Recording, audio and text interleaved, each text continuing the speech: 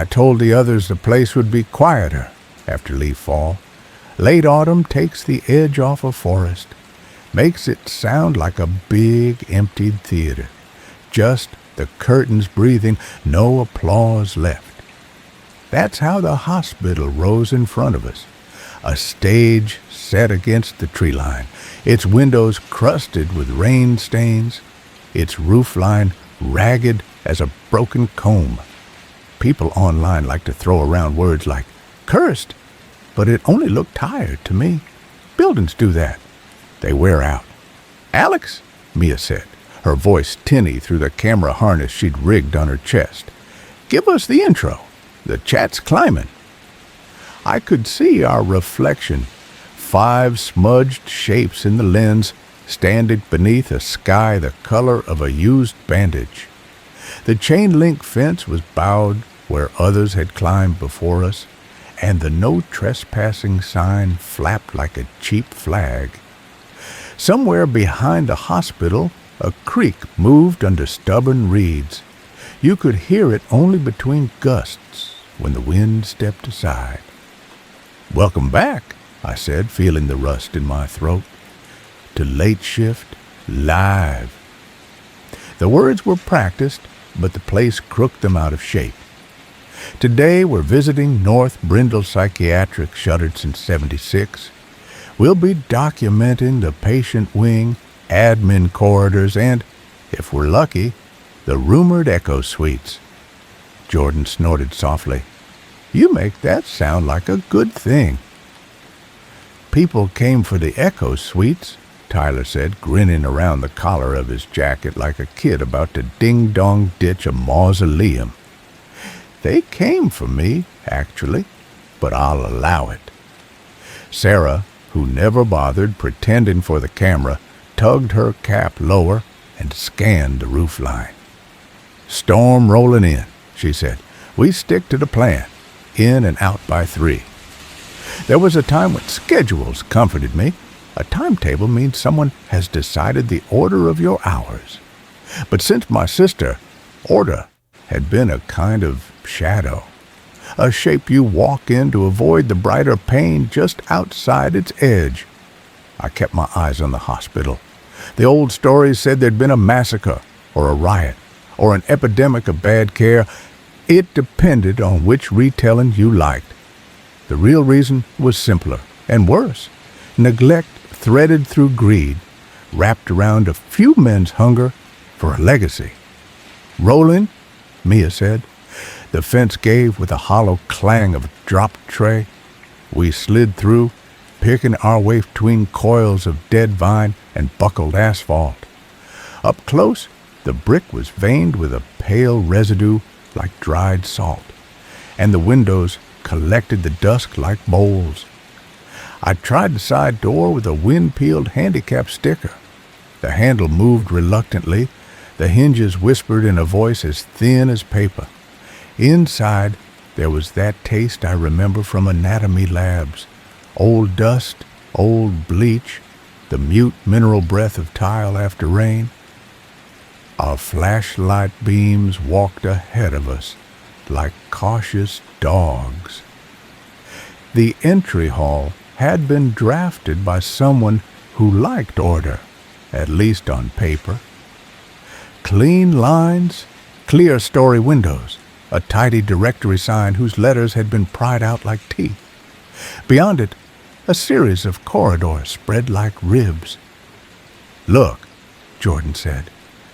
On the wall to the left, there was a bulletin board encased in cracked plexiglass. Behind the warped plastic, the paper notices remained. Staff bowling night, union drive meeting, influenza vaccine reminders, ghost appointments, everyone. At the bottom right corner, partially hidden behind a sheet, announcing the retirement of a nurse named Eileen. A corner of glossy black showed through. I bent, lifted the yellowed paper. A small photograph had been pinned there. It showed a room with mirrors and the caption typed beneath, "Suite 3, Pilot." Someone had drawn a circle around it in red pencil and looped beside it a word that could have been caution or cautionary or just a tired note to self. Careful. Tyler leaned close. Echotherapy, he said, making a little ooh with his mouth like he expected the syllables to fog the glass. Therapy is generous, Mia said, angling the lens to catch the photo's shine. Chat, get a look. If we hit 100K live, Tyler will lick a speaker. I will not. You absolutely will, Jordan said. He said it smiling, but there was a small, earnest knot between his eyebrows I'd come to recognize. He believed in feeling, in that way people sometimes do when the daylight hours haven't been kind. Sleep paralysis had taught him to bargain with night. This place made him listen harder. We moved deeper. Our footsteps translated themselves into softer versions, peeled back by the corridor and returned to us. The building smelled faintly of warmed metal. Every now and then a draft slid down a stairwell, carrying the distant murmur of the creek and something else, the almost sound that unsettles the inner ear, a low electrical hum with no source. The others noticed it in flickers. For me, it was immediate and constant, the way you notice your own name across a crowded room. Alex, Sarah said under her breath. You good? Fine, I said. Just acoustics. We passed a nurse's station that had been stripped to its bones, the countertop mottled with cigarette burns, the drawers evacuated except for a single, neatly folded paper cap like the ones they used in old operating theaters.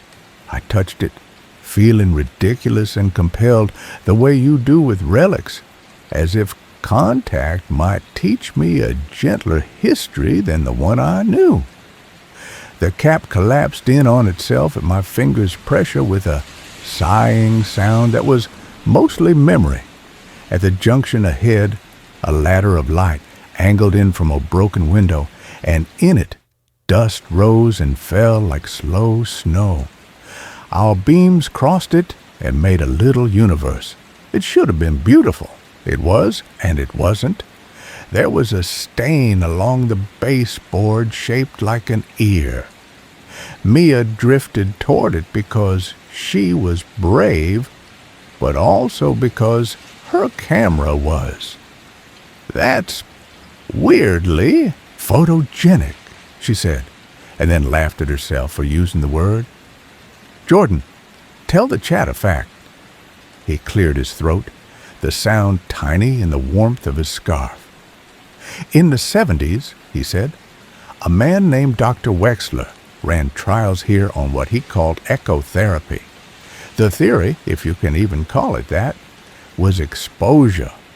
Patients would listen to their recorded episodes in a controlled environment to habituate. But the recordings weren't neutral. The rooms were tuned, literally. The mirrors were there to make the patient watch themselves hear it. Sarah's mouth tightened. That is not therapy. No, he said, that's obedience training. We turned left into a hallway lined with doors. Most were open. Some had observation windows with wire embedded like frost. We looked in. You do, even when you say you won't. You want to see the shape of other people's fear, to judge your own against it.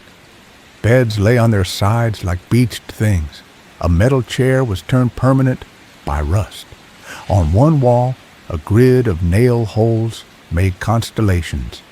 I traced them in my head, Orion with a thick belt, Cassiopeia a bit off, a kid's way of ordering sky. Guys, Mia said softly. At the end of the hall, where darkness collected, stood a section where someone had bricked up a double doorway and then sheet-rocked over the bricks. The plaster had cracked. Age, weather, the usual. Through the fault lines, you could see red like tongues. A faint sound seeped there like the back of the throat vowel you make right before a word starts. It wasn't the creek. It wasn't wind. Acoustics, I said automatically, and hated how rehearsed it sounded. Jordan touched the wall with the back of his fingers and then drew them away as if he'd learned something he wasn't ready to say. We should, Tyler said, already walking toward the storage closet where the contractors had left a forgotten pry bar. He brandished it like a cartoon hero and grinned into Mia's lens. For the subscribers. Mia shot me a look over the top edge of the camera, the one that asked for a decision. The chat ticked upward in the corner of her screen, hearts blooming and popping, a flood of digital breath. I thought of the number of times I had walked into rooms because someone else needed me to be brave. I thought of my sister in fluorescent light, her hands quiet on the blanket, the way she listened when everyone else spoke around her. Careful, I said. Slow. We made a perimeter because Sarah made us. She checked corners and ceilings the way training does not forget. Eyes flicking, hands sure. When she nodded, Tyler wedged the bar into a seam and leaned his weight. The sound was sharp and clean, like a jar opening. A row of plaster peeled away, brittle as dried tide rack. Another lever, another flake.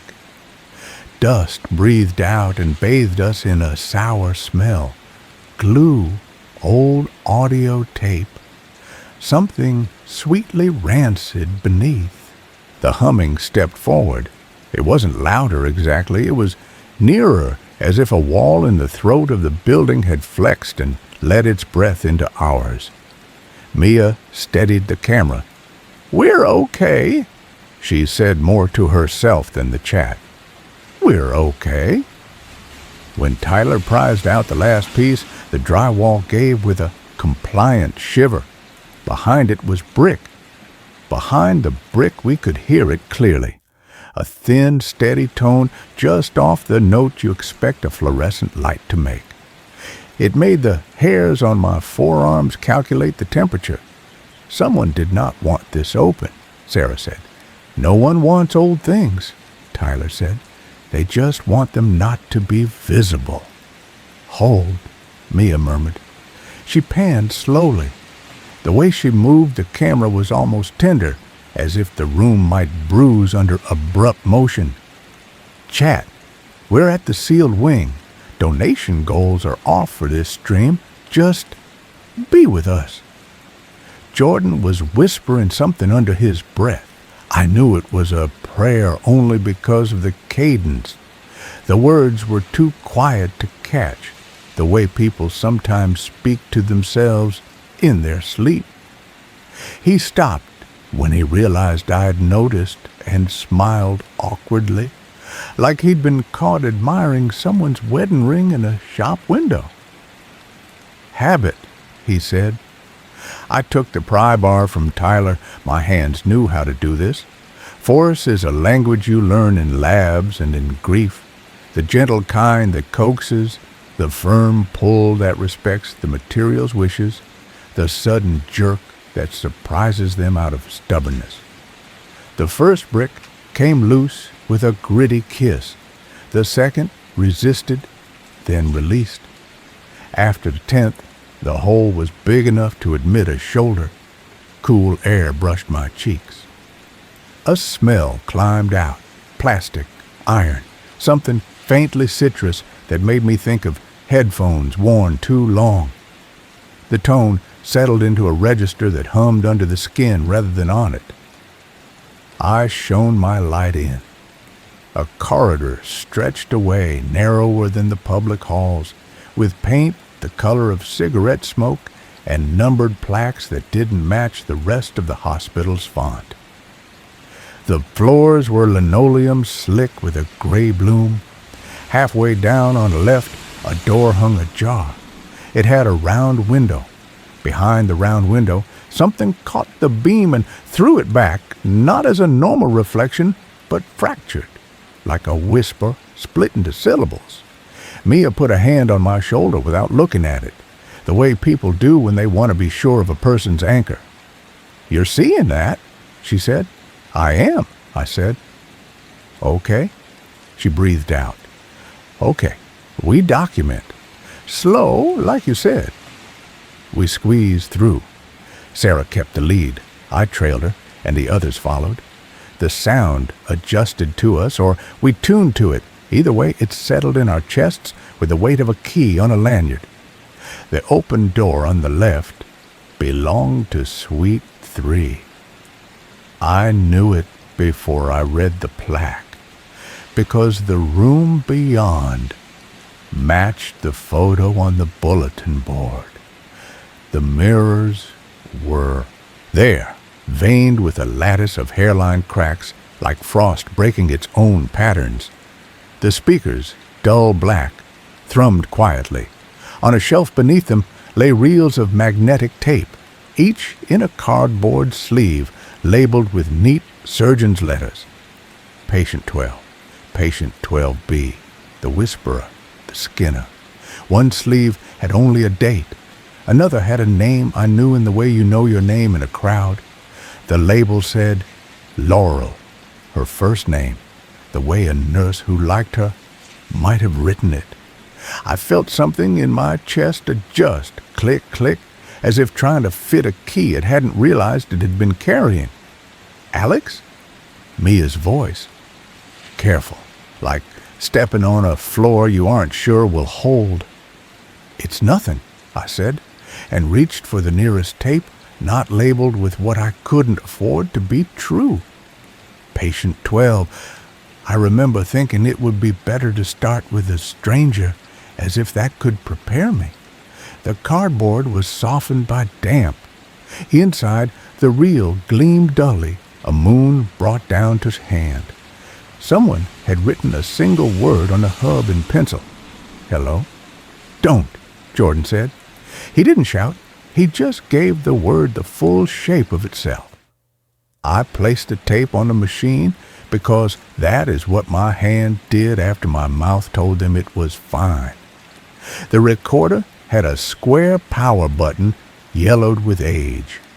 When I pressed it, the hum from the speakers deepened. Not louder, just steadier, like a match lifted closer to your ear. The tape spun. For a few seconds there was only room tone, the small sounds an empty place makes when nobody claims it, and then a breath, not a gasp, not a sob, just air drawn in like a thought. A voice followed. It was thin with distance, but clear. "Is anyone listening?" Mia's camera captured the angle of my face, I guess. The chat would have seen my mouth move without sound. "Yes," I said before I could remind myself that habit isn't science. "We're listening." The voice on the tape made a small noise that could have been gratitude or surprise. Then it spoke my name, not the screen one, not the tidy alias I used on streams. My name as my sister said it when I picked her up after visiting hours, bright like she thought saying it well might try a different future on. "Alex," the tape said gently, like a hand braced between your shoulder blades, steadying you before a step. "Don't be scared of the mirrors." The speakers vibrated the floor.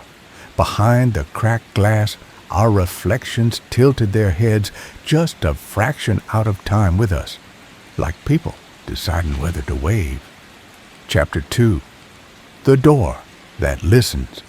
Mia's lens trembled, just a hair, the way breath trembles at the edge of a window on a cold night. On screen the chat bloomed and scrolled. Heart emojis, little grave markers, people typing my name as if that could anchor me to their side of the glass. I kept my eyes on the machine. Sometimes the thing that scares you gets bigger if you turn away.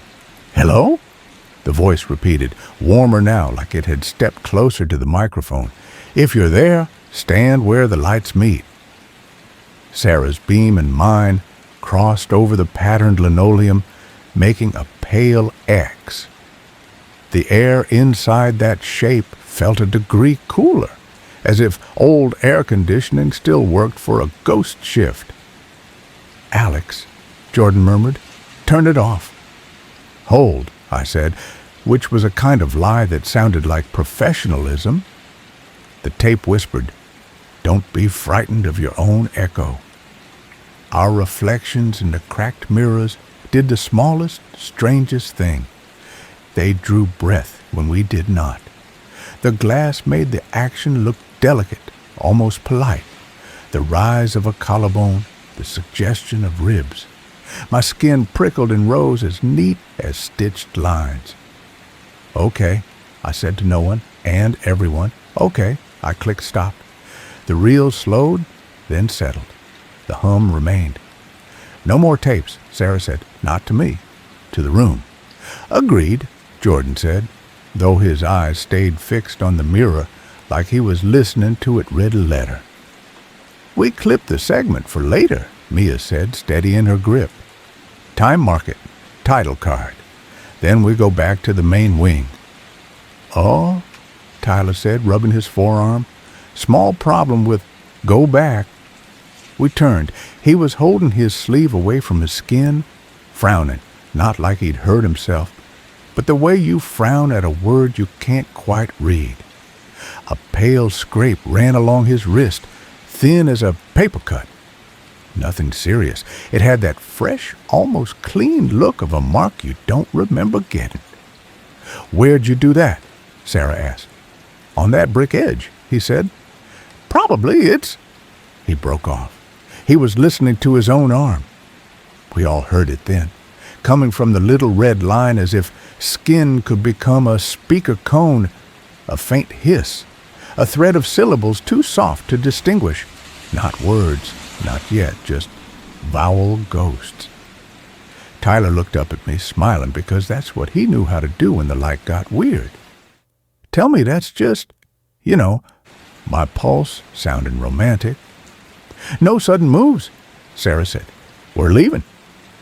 We filed into the corridor again. The open door to Suite 3 side closed behind us on the memory of some old hinge. The numbered plaques on the opposite wall looked suddenly like tally marks at the end of a long day. We followed our own lights back toward the hole we'd made, the little ragged mouth of the wall with its crumbs of plaster around the lips. Except the hole wasn't there. We stood where it should have been. The seam in the paint was visible, a long healed line, but the bricks lay intact. Dust powdered the baseboard where we'd worked. My pry bar leant against nothing. "Ty," Mia said, voice high and small. "Acoustics," I heard myself say, then hated the way the word came out. It sounded tired and careless and 20 years too old. "We took a wrong." "We didn't," Jordan said, with the calm of someone who has already counted the exits in a room. Something layered, like we walked forward through a recording and the corridor looped. "Looped," Tyler echoed, the word sounding different in his mouth than it had in mine, as if the hallway had corrected his pronunciation. His wrist whispered, "Looped, looped." That's not funny." "Hold position," Sarah said. "We mark our path." She dug into her pack and produced a stub of yellow carpenter's pencil. She drew an arrow on the wall, then a second pointing left at the junction. "Stay on me. Slow. We'll find exterior." We moved. Our beams sprayed soft cones over the walls, catching flecks of mica in the paint. Somewhere beyond, the old building settled in ways that made no sense to my brain. Sounds arrived out of order, a distant drip before the pipe panged, metal complaining before the draft touched it. We reached the junction. Sarah's arrow sat just where she had drawn it. The second arrow pointed left. We went left. 2 doorways down, another suite. This one had no number at eye level, only a brass plate near the floor. A practical joke by a practical architect, or a test. My light grazed the plate, Suite 1A. The door was shut. We passed it. Another junction, another arrow. We turned. A nurse's station appeared, skeletal as the one in the main wing, only stranger for all its sameness. A paper cup lay on its side on the counter, as if someone had finished a shift and forgotten to finish their water. It held precisely one ancient pill, white, nicked, flattened at one edge. So specific I knew at once we were meant to see it. Chat says there's writing on the glass. Mia breathed. She was right. Across the plexiglass where you'd expect schedules, someone had written in grease pencil. Each letter was blocky and careful. Do not answer if it uses your name. We stood with our own name suddenly weighty in our mouths. There is a way your name feels when someone who loves you says it. There is a way it feels when a stranger tries it out, like a borrowed coat. There is another way, and it is this, like a button you shouldn't press. Okay, I said, rules. We don't answer. We don't play tapes. We keep our lights steady. We pressed on. Our arrows continued faithfully to appear ahead of us, each one proof of our intention, each one useless. We returned to the same junction, the same nurse's station, the same precise small pill. The graphite of the pencil wore down to a smudge, as if the hallways ate the marks we left and left behind the taste. Listen, Jordan said. Hear that? We stopped. The hum had changed, not louder, but harmonized. 2 notes now, close enough to beat against each other. It made the hair along my forearms argue with itself. Left, Sarah said, choosing the least likely path the way you do when you don't want a pattern to catch you. She led us into a shorter hall that dog-legged once, and then, unexpectedly, stepped out into a wider space. The central chamber wasn't grand. It was practical. A low ceiling, a ring of speakers flush with the walls, a console like a modest church organ stripped of music. In the center, a circular table with straps whose leather had turned the color of tea. I saw it and thought of restraint, not as punishment, but as a function, to keep someone from falling through themselves. The mirrors here weren't on walls. They were on armatures, adjustable, like lamps for light that wasn't light. Mia lowered the camera a fraction. We need to go, she whispered to the device itself, to the people behind it. We're going to find another way out. The console had a small drawer. Jordan pulled it slowly, like a man checking the pulse of a snake. Inside lay a pocket notebook, swollen by damp, its cover a polite hospital blue. He opened it to the first page that would let him. The ink had bloomed in places, but the neat block letters survived. The echoes don't die. They wait. If you replay them, they learn your rooms. On the next page, don't learn theirs back. He flipped again. A diagram, a simple one. A circle labeled core. Radiating spokes labeled suites 1-2. Arrows that pointed inward whichever way they were drawn. Someone had crossed the diagram with a single pencil stroke, and written away isn't always out. Who wrote it? Tyler asked. Doesn't say, Jordan murmured. He tapped the last line on the page. It read, if it knows you, use a different name. Cute, Tyler said, though his voice had lost its usual lift. His wrist had turned from hiss to whisper to slow repetition. It was saying his first name at odd intervals, the way a lullaby might if sung by a faulty music box. Let me see, I said. He held it out. The little cut looked harmless as a paper slice. I bent, listening. Under the cheap metal tin whisper of its voice, there was another noise, one I recognized so quickly that my ribs felt like they had been switched for a cage too small. It was my sister. Not the sound of her voice, but the shape of her breath when she tried not to cry in public. I straightened so fast the room tilted. "What?" Mia asked. "Nothing," I said. "We go, now." Sarah had already moved to the far side of the chamber where a corridor led off that none of us had marked. She stepped into it, then took one step back. "Okay," she said, professional and quiet.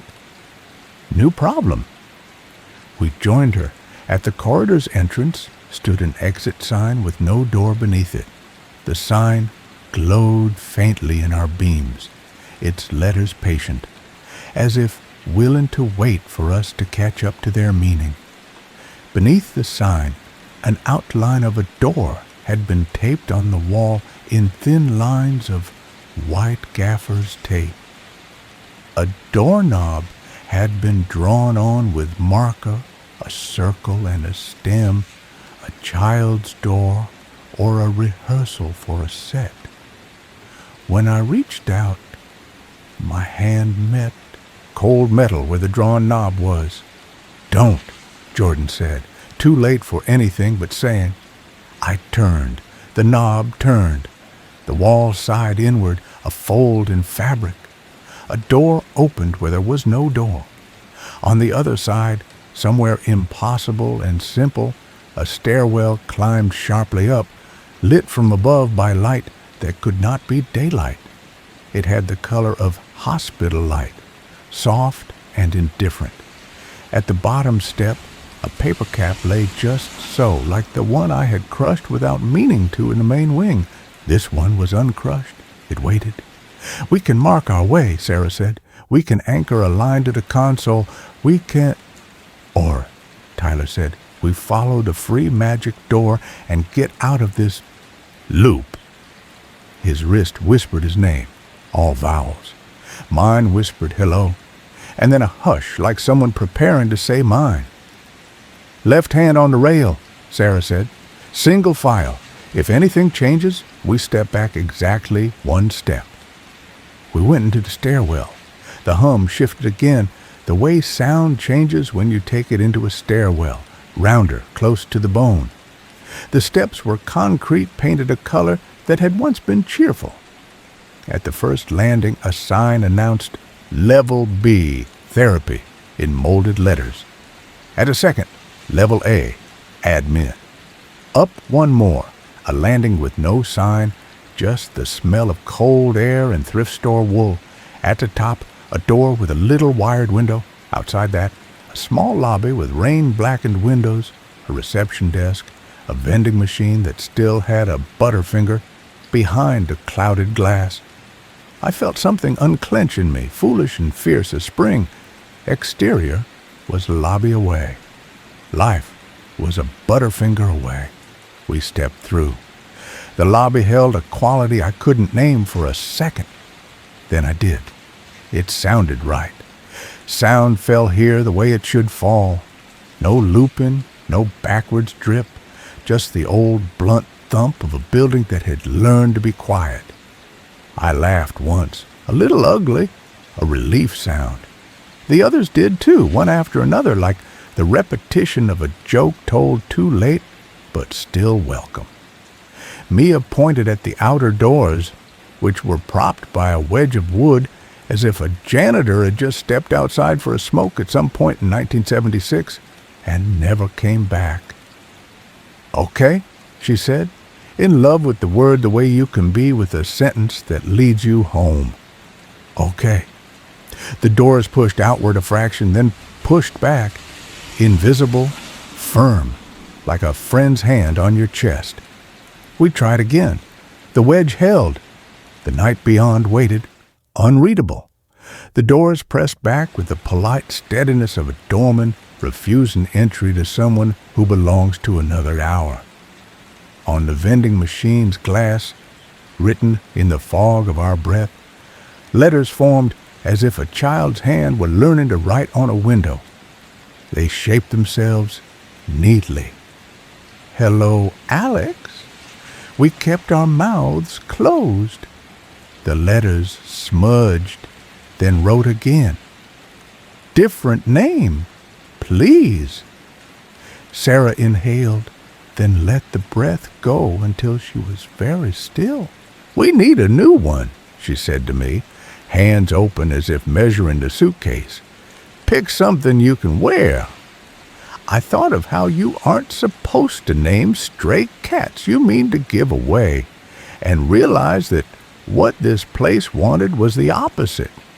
It wanted to keep me, so it had asked for the leash. Fine, I said quietly. Nolan. The first syllable felt awkwardly in my mouth, unfamiliar, the way a loaner jacket sits on your shoulders when your own is at the cleaners. The letters reformed. Hello, Nolan. Ask to pass, Jordan whispered. May we pass? I asked the machine, the lobby, the idea of the lobby. The doors softened. Outside, the night stepped closer, a cool draft with the creak in it and the toll of a far-off branch knocking something loose. We went together, shoulder to shoulder, careful as surgeons carrying a tray, and the doors yielded just enough to let us through. On the threshold, the hum changed once more, and it was like stepping from a recorded room into a field. The sky, cloud thick and silver, hung low over the parking lot. The building exhaled behind us.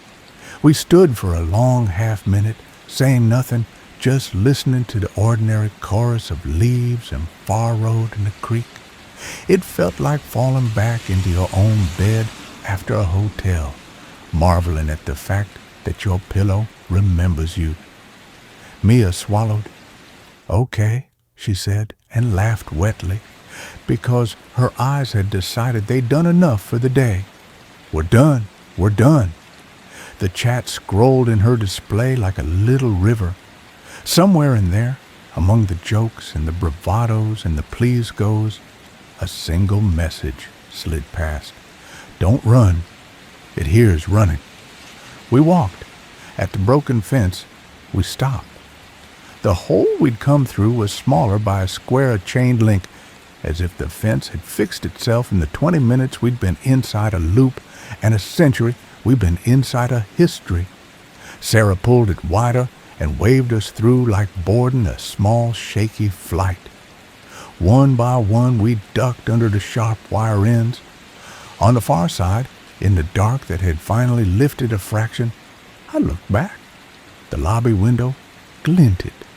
The vending machine's dim light glowed like a fish tank in a night room, and very softly, so soft I could have told myself it was only the creak, the hum followed us out. Chapter 3. Other names for night. We didn't run. We didn't have to.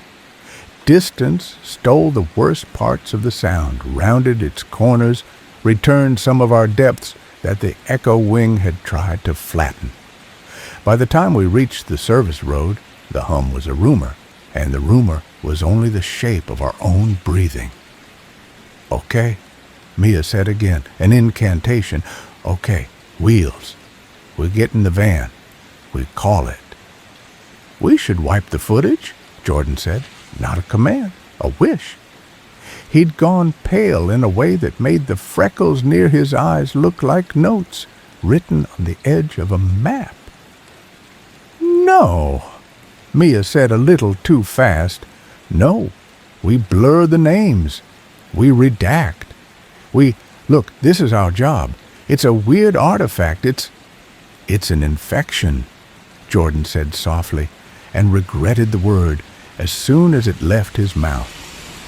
Tyler swung his wrist lightly, as if shaking off the whisper under his skin would turn it back into skin. It's a very small infection that thinks it's my mom telling me to come home for dinner. I can handle it. Sarah's eyes flicked to me. Nolan, she said, tasting the name, testing its usefulness. You good?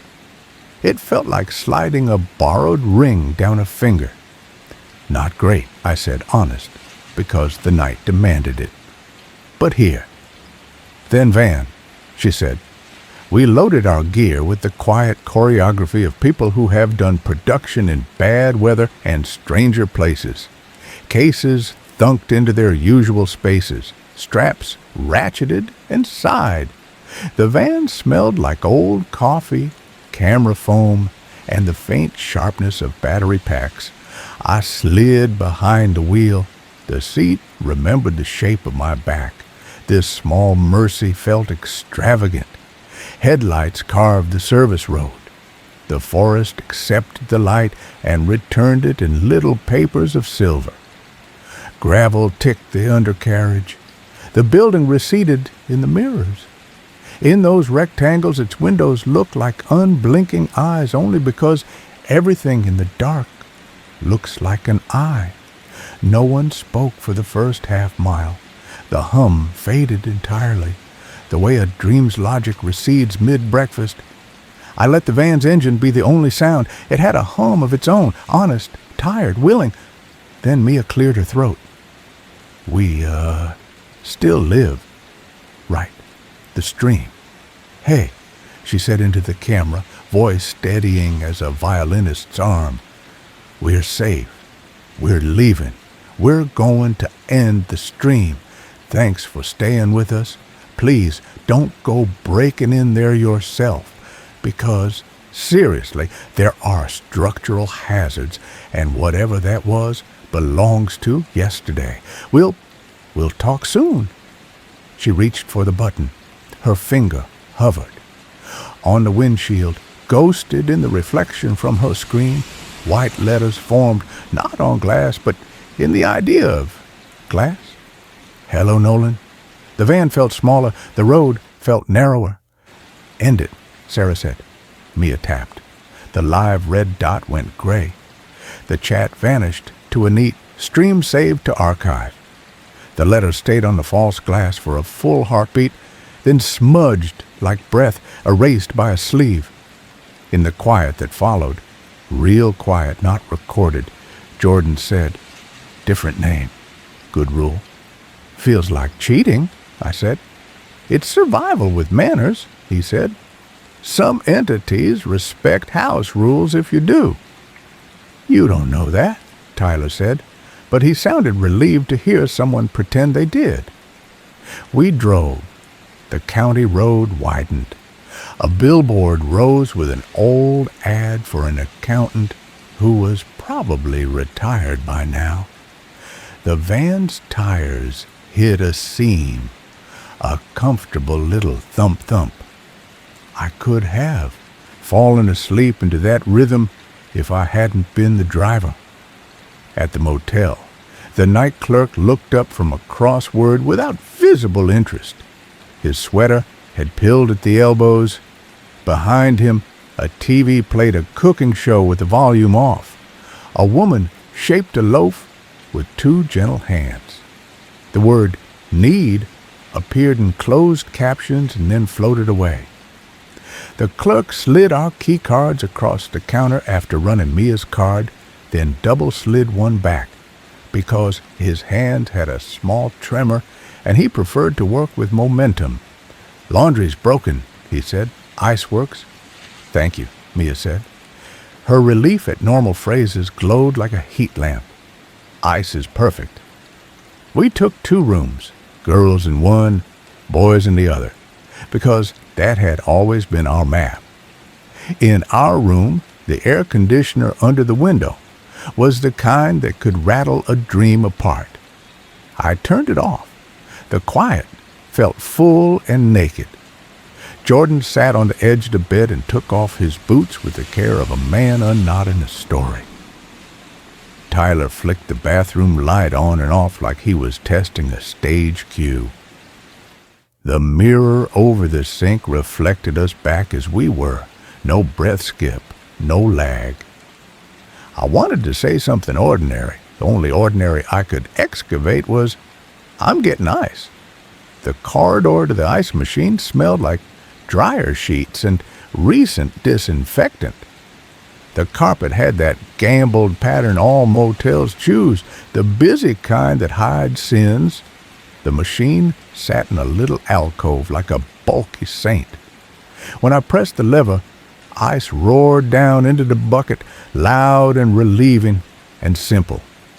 "Hello," someone said behind me. And because of the bleach and laundry smell and the cheap motel light and the ice roaring, I answered without thinking. "Hey." I realized what I'd done in the same instant the word left me. My name wasn't in the sentence. The rule didn't apply. Maybe. I turned. A woman stood there in scrubs, the washed-out color of a sky that promises weather. She was my age and not my age. Hard to tell under fluorescent halos. Her badge holder clipped to a pocket was empty. Her hair had escaped its tie in a way that made me want to hand her a bobby pin. She looked at me with the frank appraisal of someone deciding which of two tasks to do first. "Are you lost?" she asked gently. A phrase formed in my mouth that had muscles I hadn't used in years. "Visiting hours are over," I almost said, because that's what I used to half joke at the ward desk when I arrived 5 minutes late, because I couldn't leave work early enough to be on time for my sister. Instead, I said, "No." She glanced down at the bucket in my hands like she was reading a chart. "That's good," she said, and smiled like a person or the memory of one. "It's worse when you are." The ice machine shut itself off, clattering toward silence. When I looked back at her face, the alcove was empty. The corridor held its pretend wood and art prints and was itself. I brought the ice back. I didn't tell the others immediately. It felt like how you don't tell someone you love an odd dream right away, as if repeating it too soon could lock it in. We passed the ice around like a sacrament, pressed cold against wrists and temples. Tyler pressed a cube to his little cut, until the whisper quieted into a soft sibilant he could ignore. "Okay," Mia said, lying back on the bed and studying the ceiling as if a good editor might be hiding in the acoustic tiles. "We survived the footage. We'll figure out how to handle it. We sleep, we regroup." "Tomorrow," Jordan said, and the words sounded like a person opening a window. "We go back." "No," Mia said instinctively. Then she thought about the stream, the notebook, the stairwell's negotiation, the way the lobby had let us pass when we got our names right. "Maybe. Not for the audience," he said. "For us. Because leaving a thing like that open isn't leaving. It's pausing a song that will still be playing when you come back." "It'll be playing, sure," Tyler said, one arm flung over his eyes. "But we don't have to dance." I set my phone on the nightstand, screen down, because habit and because the thought of seeing letters ghost an edge of glass turned my mouth dry. I lay down. The room smelled like dust under the air conditioner's plastic and a suggestion of someone else's shampoo. The little fridge kicked on. Sleep arrived like a tide that wasn't sure of the shore. In the part of the night that feels outside of ours, a sound woke me that wasn't a sound. It was the sense of someone knowing the shape of my name, not saying it, not yet, measuring it against their mouth. I opened my eyes to the red numbers on the clock, 3:11, of course, and the pale blue rectangle of the drapes.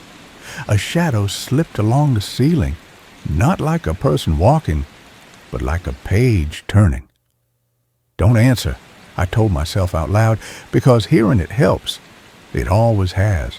Something in the wall answered anyway. Not words yet, just the smallest patient breath. Practicing. Chapter 4. The Rule of Names. Morning came like a cautious clerk. knocking once on the curtain and waiting to be invited in. The sky over the motel lot had the color of a bruise fading to yellow. Condensation clung to the van's windows in ferny patterns.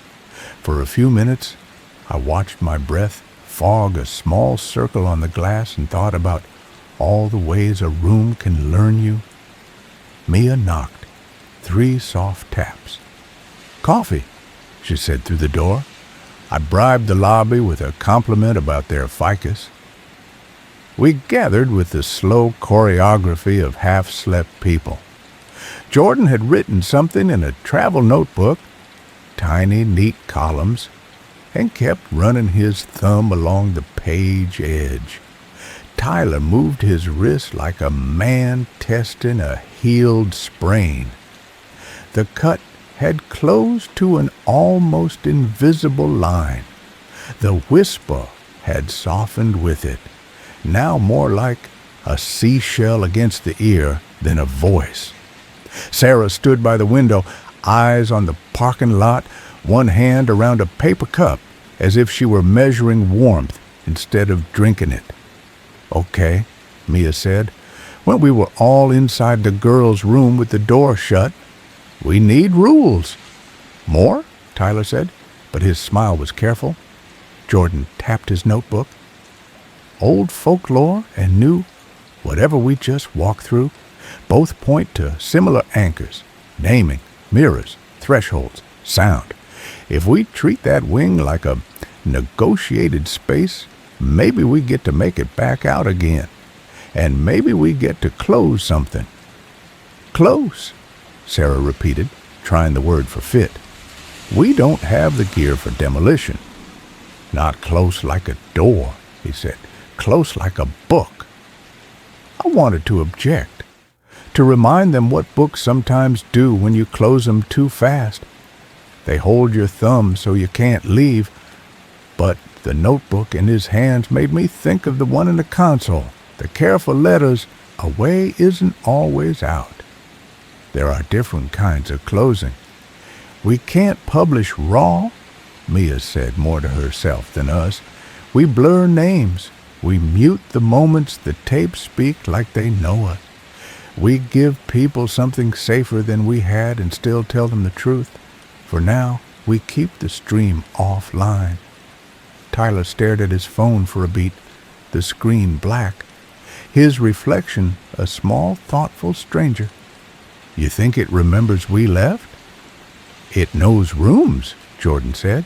"It learns them from what we bring into them, and last night we brought a lot."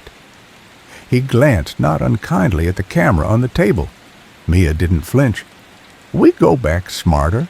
We don't run, we don't answer, and we don't poke the tapes just to poke them."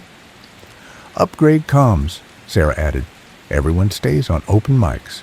Code word if anyone hears their real name, paper cap. If we hear it, we anchor. Back to back, lights inward, count to 10. We leave the way we came if the way we came still exists." "Names," Jordan said. "We keep using the borrowed ones." "I'll be Nolan," I said. It felt easier this morning, like a shirt I'd decided not to return. "I want something ridiculous," Tyler said. "Ridiculous is hard to haunt. I'm Buster." "Okay, Buster," Mia said, fighting a grin. "I'm Len." Jordan considered. "Evan," he said. "Close to home, but not home." Sarah didn't answer for a second. "'Kay," she said finally. "Short, sharp." We repeated them out loud like people practicing introductions in a foreign language class. I found I could say Nolan without looking down to check who I was. Gear check. Batteries topped up. Spare flashlight. Tape for marking floors. The bright gaffer's kind, not the thin rehearsal lines the wing liked. A pack of earplugs each. Not to block the world, but to remind us we could choose how much of it we welcomed. On the way out, the lobby clerk nodded. "Fog burned off quicker than they said," he offered, generous with small talk. "Good," Mia said, and meant it. She met my eyes over the rim of her coffee and didn't say, "Don't worry or it'll be fine." She said nothing, which is sometimes the truest kindness. At the hospital lot, the morning made everything look less haunted and more simply tired. The brick showed its rust colors. Vines held tiny beads of water like a child's string of beads left in the grass. We stood at the fence hole. The hum was not audible out here, but my body remembered its key. I felt the way you feel before a song starts when you already know the first note. "Left hand on the rail," Sarah said, half smile at her own superstition and half because it had worked. "Single file. We go to the lobby first, negotiate the door if it's closed, then the central chamber. No side trips, no souvenirs." "Copy," I said. "K." She caught the use of her chosen name and nodded once, gratitude flashing in that small, efficient way she had. The building accepted us again with that soft hospital sigh, the one I still sometimes hear on good days when a door opens and nobody thinks it noteworthy. The lobby looked as we'd left it. Vending machine asleep, reception desk waiting for someone who wouldn't clock in again. The wedge still held the outer doors, but this time, when we pressed our palms against them, they yielded without politeness or reluctance. Thresholds, like people, have moods. "Hello, Nolan," the machine wrote, the letters slow and neat as a careful student. I didn't answer. It didn't ask. We took the tape door that had no door, because now that I knew what fabric felt like when it learned to fold into a hinge, my hand found the knob without looking. The stairwell was itself. Our steps counted the concrete. The hum gained contour. The air cooled by degrees. At the corridor mouth, the central chamber was both exactly as before and not, like waking in a childhood room to find the posters gone, but the tape edges still printed on the paint. The mirrors waited. The console waited. The pocket notebook lay where we'd left it, open to the diagram. The words didn't blur when I looked directly at them. That felt like a promise. "Mark," Sarah said. She laid down a bright strip of gaffer's tape from threshold to console to stairwell door, a line like a lifeline. "Feet inside this if we get messy." "Copy," Jordan said. He ran a finger an inch above the console's dials, not touching, the way a person gestures near a sleeping dog's paws. "We don't need to play anything," he said. "We need to listen for what's already playing." Something about that sentence loosened a knot behind my eyes. In the lab, the day we learned to listen to heart and lung, our instructor had said, "Don't chase the sound. Open long enough and let it come to you. Sound likes to be trusted." "Lynn," I said to Mia, because speaking our chosen names steadied the floor, "can you capture the hum as is? No gain boost, room tone with context." "On it," she said. The little green bars rose and fell on her rig with a modest pride. Tyler, Buster, stood in the place where Sarah's tape line crossed itself like he'd found center stage. "So, what's the plan, Evan?" he asked Jordan, using the new name because he'd committed to the bit of survival. Jordan didn't look up from the console diagram. "If the echoes learn rooms, maybe we could make a room they don't know how to live in, not a new corridor." A pause, a little empty place in the middle of the pattern. We hold it long enough to step through. "Like syncopation," Mia said, pleased at the music in it. "Like prayer," he said, with the gentle shrug of a man who knows both can be true. We tried small things first. We stood in a circle inside the tape line and breathed together until our lungs found a shared tempo. The hum shifted a fraction, as if noticing we had brought our own metronome. Mirrors reflected our little ring and fractured it delicately. In one shard, my mouth seemed to be telling a story to another shard of me. We whispered our borrowed names in a round, not to feed the room our sounds, but to give ourselves a drum to march by. Nolan, I said. Lynn, Mia said. Evan, Jordan said. Kay, Sarah said. Buster, Tyler said, and almost laughed because the name wanted it. The laugh, small, clean, human, made the hum hesitate like a muscle caught between two familiar motions. There, Jordan murmured. Again. We did it again. The hesitation lasted a beat longer. Between the beats, there was a feeling hard to describe without using the word quiet, not silence, a gentleness, a place for something simple. If we had chimes, Mia muttered, practical even in the weirdness. Sarah held up a carabiner.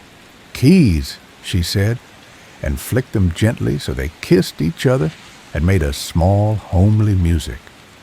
We worked like that for 10 minutes, maybe 15. Breath, names, a clink of keys, the green bars on Mia's rig nodding like a sleepy audience. The hum eddied. It never stopped, because why would it? But it allowed a small clearing inside itself. The clearing felt like a path. Now, Jordan said, and stepped backward along the gaffer's line toward the corridor that had not been there until we needed it last night. We followed, still breathing together, the way rowers might lean into a common pull. The corridor obliged. It led not to Suite 3, not to Suite 1A, but to a shorter hall with one door on the left. The plaque read, Storage. The font older than the rest of the wing. Inside, shelves with paper supplies gone soft, a stack of plastic pitchers, a box of those paper caps like fragile boats.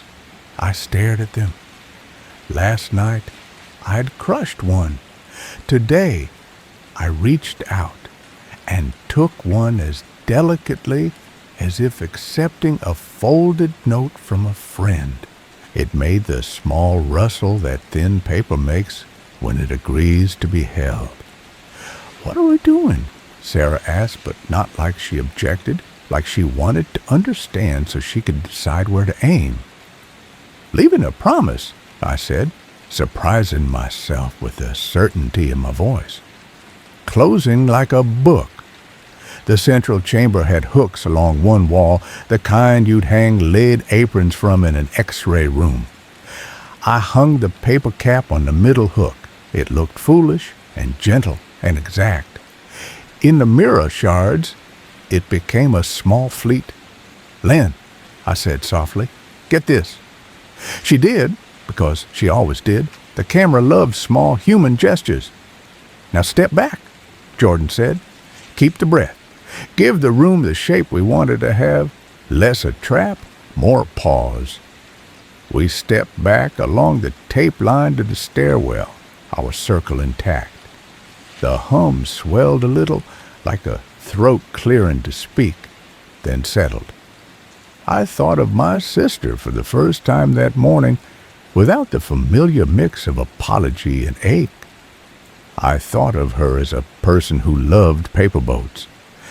At the stairwell mouth, a new breath of air touched my face, cooler than the rest, coming from a place the building hadn't been using. The exit sign above our heads hummed on its own frequency, friendlier, like a bee in lavender, instead of a wire trying to sing. We climbed. At the lobby door, the vending machine wrote, "Hello, Nolan," again, and then, slowly, like someone trying for neatness, "Thank you." I didn't answer. I didn't have to. Gratitude in a hallway is a decent way to start teaching a place to be different. Outside, the sky had lifted another shade. The creek sounded like metal beads in a child's hand. On the walk to the van, Tyler cleared his throat. "My wrist," he said, and held it out. The cut had gone pale as old tape. When I leaned in, I still heard something, but it was softer than a seashell now. Not my name, not his. Just the sound of a room remembering how to be a room. Chapter 5. Rooms That Remember. We didn't call it victory. You don't in places like that. You call it a good hour. You call it a clean exit. You call it coffee at the diner by the feed store where the waitress says, "Honey," to everyone like it's a blessing, and the pancakes come on plates that have seen better seasons. We took a booth. The vinyl side. Mia ordered a pot of black coffee and a side of toast for the table. Jordan asked for oatmeal because it made him feel like he'd lived through wars he hadn't. Tyler got the short stack and a chocolate milk meant for a smaller person. Sarah asked for nothing and ate half my toast after the food came, which had always been our truce with mornings. Mia set the camera beside the salt and made sure its red recording light was off. "Okay," she said. "Debrief." Jordan rubbed a thumb along his mug's handle. "I think it learns the loud parts of people first. Names, panic, hurrying. If you bring quiet in on purpose, it doesn't know what to do with it at first. That gives you a way to move. Like turning a crowd with a slower song," Mia said. "Exactly." "Or like a drill," Tyler offered, because he wanted to belong to the metaphor even if it wasn't his. Left, left, left, right, left. Sarah barely smiled, but it was there. "We can't keep going back." "We don't have to keep," Jordan said. "We just have to finish one thing." "What's finish?" I asked. A word like that wants a definition. He looked at the sugar packets as if their tidy paper suits might offer wisdom. Teach the room a different ending. Close the book on a page that isn't. He gestured vaguely toward the hospital. "Isn't that?" Mia took a breath. "There's also the stream." We all looked at the camera without meaning to. It looked back with its patient round eye. "We said we wouldn't post raw," she reminded us. "We won't. But people saw things last night. I'd rather give them a soft-edged truth than let the rumor engine write it meaner. We can keep the stairwell and the gaffer's line and the paper cap. We can keep the rule of not answering what uses your name. We can cut the parts that don't belong to the world." "Cut Laurel," I said before I knew I was going to say her name. My own mouth startled me. The table's noise settled around the syllables. Mia's hand found my elbow under the counter edge. Not a squeeze, just there. "Of course," she said. "I saw someone," I admitted, and the oddness of the motel ice alcove folded itself into the diner light. Not like a jump scare, like a nurse who'd stayed late a half-century. I think not everything there wants us wrong. "Some rooms remember better than others," Jordan said softly. "Some memories do." Tyler cut his pancakes into an architecture. "So what? We go back with paper hats and good intentions and a playlist of gentle breathing, and we teach a hospital wing manners?" "It sounds stupid when you say it like that," Mia said, smiling because she loved him, which means it might work. Sarah hadn't touched her water. She watched the window where a sparrow hopped on the sill and threw itself at a crumb the size of relief. "One more trip," she said. "Daylight. We set our own terms. If any of us hears our real name, we stop. If any of us wants out, we all go. No heroics." "Copy," I said. "Copy," the others echoed, and the word made us briefly a chorus. After breakfast, we parked 2 blocks from the hospital because it felt respectful not to let the building see us coming. The sun had edged toward noon. Shadows turned square.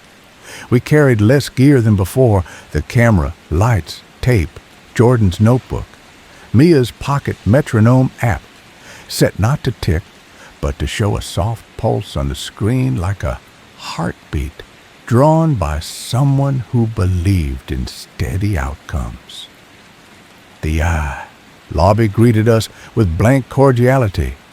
The vending machine said nothing. The stairwell admitted us with the flat honesty of concrete.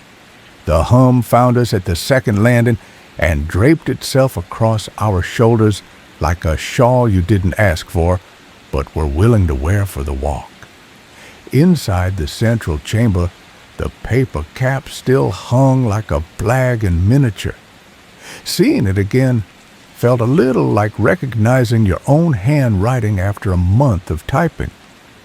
We formed our circle on the gaffer's line. Mia set her camera to record, not live, just memory. Jordan put his notebook on the console as if giving the room something to read. "Breathe in 4s, he said. "In, hold, out, hold. Names on the exhale, keys on the hold." We did. The hum wavered, then made space. We stepped in the space. It held.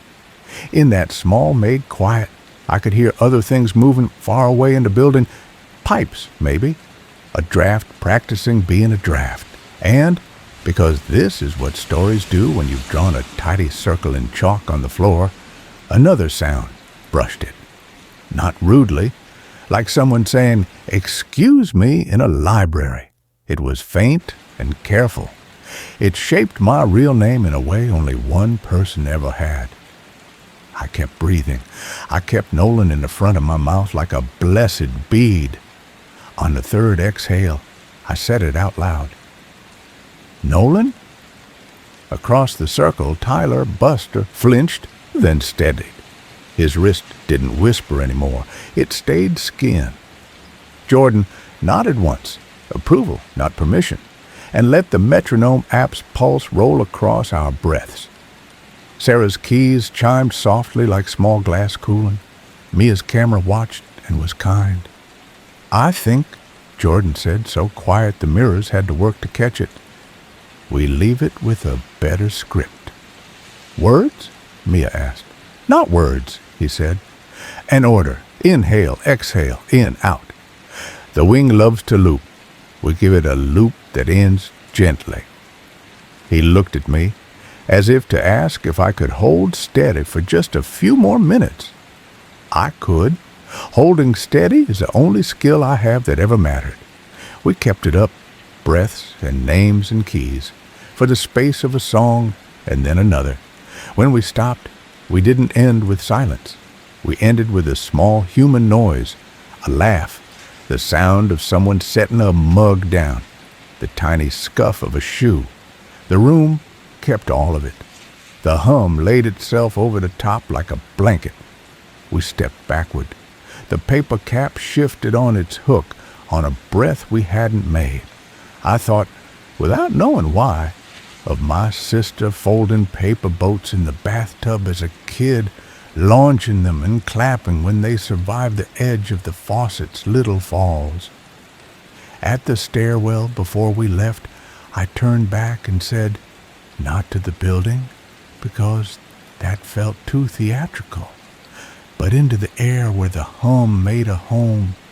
"We're going now." It didn't answer. That was all right.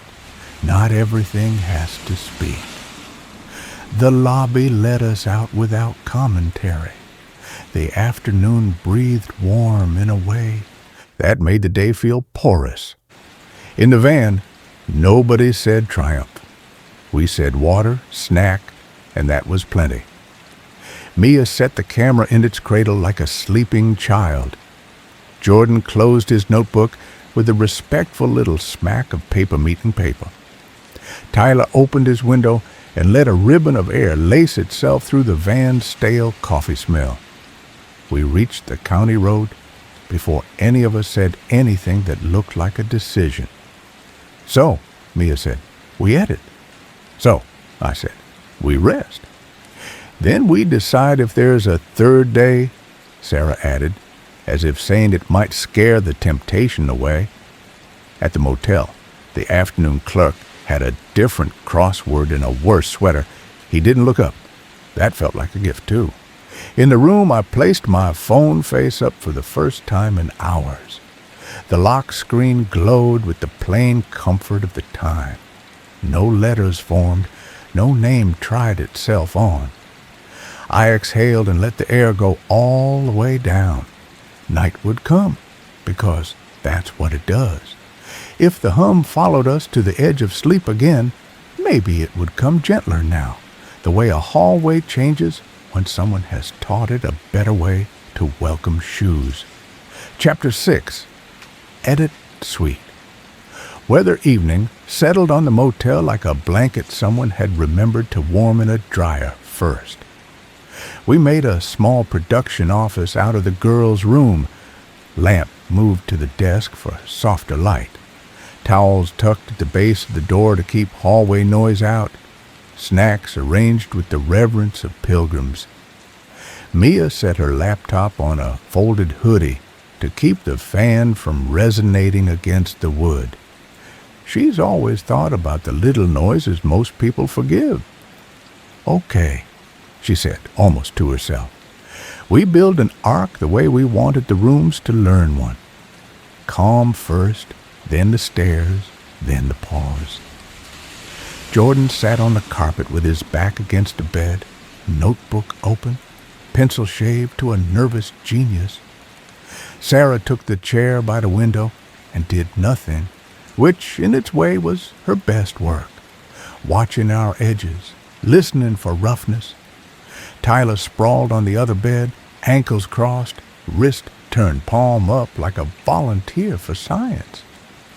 The thin line there had faded to the sort of mark you notice only when you look for it. I took the floor near Mia's desk. The hum didn't follow us here, or if it did, it had put on its good sweater and practiced being a bass line under other sounds. Mia scrolled through the footage. "We cut names," she said, and showed me how she marked every point the vending machine wrote or a tape breathed toward syllables that belonged to any of us. "We blur the mirror segments. We crop out the paper labels." "Keep the paper cap," Jordan said. "It's, frankly, wholesome." Tyler made a tiny trumpet sound. "On tonight's episode, wholesome head wear." Sarah's mouth twitched. "Careful," she said. "The wholesome ones get you." I watched Mia lay sound like cloth, fade this, tuck that, let the stairwell's emptier tone breathe. She left our small human noises intact. The laugh we didn't mean. The low okay that wasn't confidence, just a place to put your mouth so you didn't bite your tongue. When she reached the moment where the gaffer's line crossed itself and we found our breath together, the room's temperature changed. Not physically. The way a song you love can make the air look different. "That," she said softly, "that's the spine." She scrubbed forward to our exit. The vending machine didn't write, because we had not needed it to. The lobby looked like an ordinary square of air with the kindness to let us through. "End on that?" she asked. "A quiet door?" "End on the creek," Jordan said. "Outside. Let the sound tell people what we wanted the building to learn." Mia nodded. She pulled the last shots in. Parking lot, fence, a glimpse of vines in the light, the creek doing its unexceptional work. She watched it through once, then twice, and the little muscle at the hinge of her jaw, her tell when she knew she had something honest, relaxed. "Export," she said, not pressing the button yet. "We keep it to ourselves tonight. Tomorrow, we can decide." Tyler slid an arm under his head. "The chat's going to accuse us of staging anyway," he murmured, like a man lowering an oar into the water just to feel the pull. "They always do." "Let them," Sarah said, and it didn't sound like defiance. It sounded like mercy. "Some people need it to be pretend to sleep at night." Mia set the render going. The bar crept with the patience of a sunrise. While we waited, Jordan flipped his notebook to a clean page. "Housekeeping," he said, "not the motel kind, the other kind." He wrote headings as if he were drafting a care plan. Rules that helped, rules that hurt, questions that felt like doors. "Can I add one?" I asked. He slid the notebook toward me without looking precious about it. I wrote, "Trust the quiet you make. Don't trust the panic that arrives wearing your face." "Good," Sarah said. "Add, if you need to stop, we stop. No one has to earn rest." The render finished with a little bell so modest we almost missed it. Mia checked the file, spot-tested the audio, smiled almost shyly, her most dangerous smile, the one that meant she'd built something that wouldn't hurt people to hold. I carried ice again. It had become my small ritual for cooling the day. On the walk back, the corridor did nothing uncanny. I passed a housekeeping cart and a woman humming to herself like work was music. For a heartbeat, the melody wobbled into the hospital's key, then settled back into pop radio. I took that as a compliment from someone on another shift. Night fell fully. We split again to our rooms.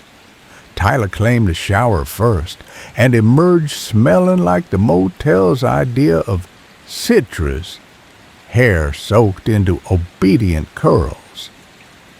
Jordan wrote a last line and closed the notebook like a good lid. I cracked the window to the 2-finger width that made the AC unit stop feeling threatened. Sleep met me at the edge.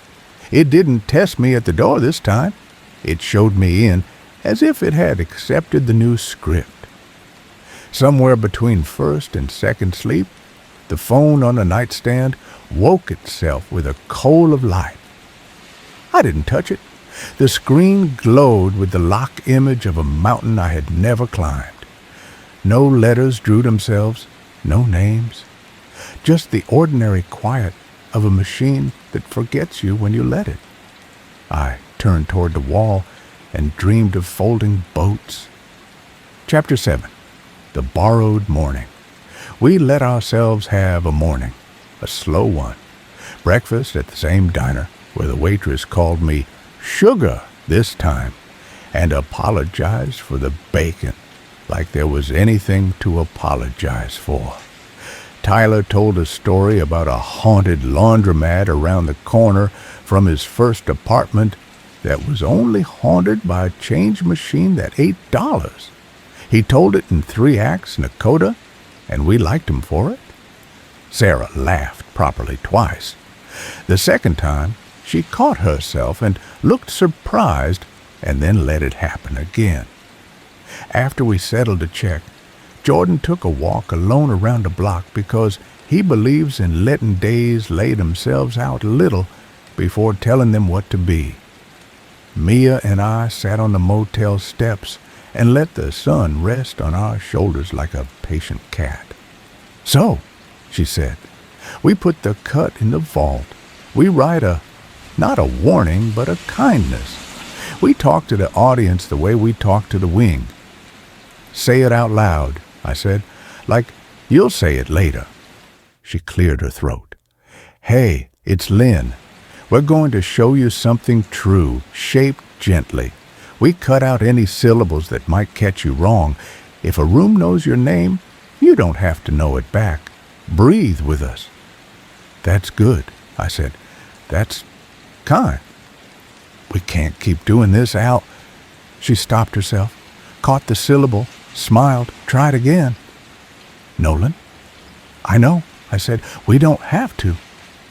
We watched a crow pick its way through the gravel like it had just thought of ankles.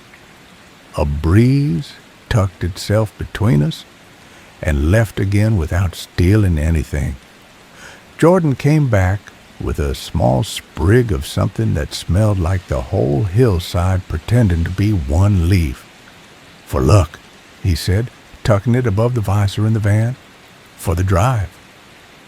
We drove to a little county library because the motel Wi-Fi had a mean streak and the libraries didn't. It smelled like carpet and good volunteer work. The librarian took one look at our faces and wordlessly pointed us to a corner with a long table and an outlet strip that was kinder than most people. Mia uploaded the cut to our private drive and set permissions like she was bagging evidence. "Not public," she said. "Not yet, just us. We sleep one more night on it. If we still want to share tomorrow, we share with a pinned note about names." "We should leave a copy at the library," Jordan said, surprising me. "Not for the public, for the building, in case it ever needs a better loop than the ones it's been playing." "How would you do that?" Sarah asked, skeptical in that way that makes ideas prove themselves. "Local archive," he said. "Some place that knows how to hold memory. We give them a sealed file with a letter. If anyone ever needs a gentle version, here's one. Don't open unless you're already breathing easy." Mia blinked at him, then softened in a way that made me want to apologize to the world for every time I'd called something like this silly. "Okay," she said. "We do that." We wrote the letter. It was careful and plain and didn't attempt poetry. We thanked the library for saving the small things people will need when their hands are shaking. We promised not to ask for a receipt. The librarian read it, eyebrows up at first, then down into something like respect. "I can hold sealed things," she said. "We do it for people's wills sometimes. We'll put it where it belongs." She slid the manila envelope into a drawer that clicked shut with a small warm sound. "If I open this before someone comes asking me to copy or jam on me for a week," she winked. "Archivist's curse." We left light. The day had that particular ease a well-run small public building can give you. Paper in the right slots, pencils where pencils go, a feeling that even complicated things can be organized gently. Back at the motel, my phone pinged. Not a whisper, an actual notification. I checked it by reflex and then smiled at my own jumpiness. It was the streaming platform telling us yesterday's live had been flagged by an algorithm for unusual engagement pattern. The note was bland. The options were review or dismiss. I pressed review. It showed a graph shaped like a hill with a neat shoulder, viewers hopping on, then a swell, then a steady drop as we left the building. Nothing weird. The weirdest part of it was how normal it was.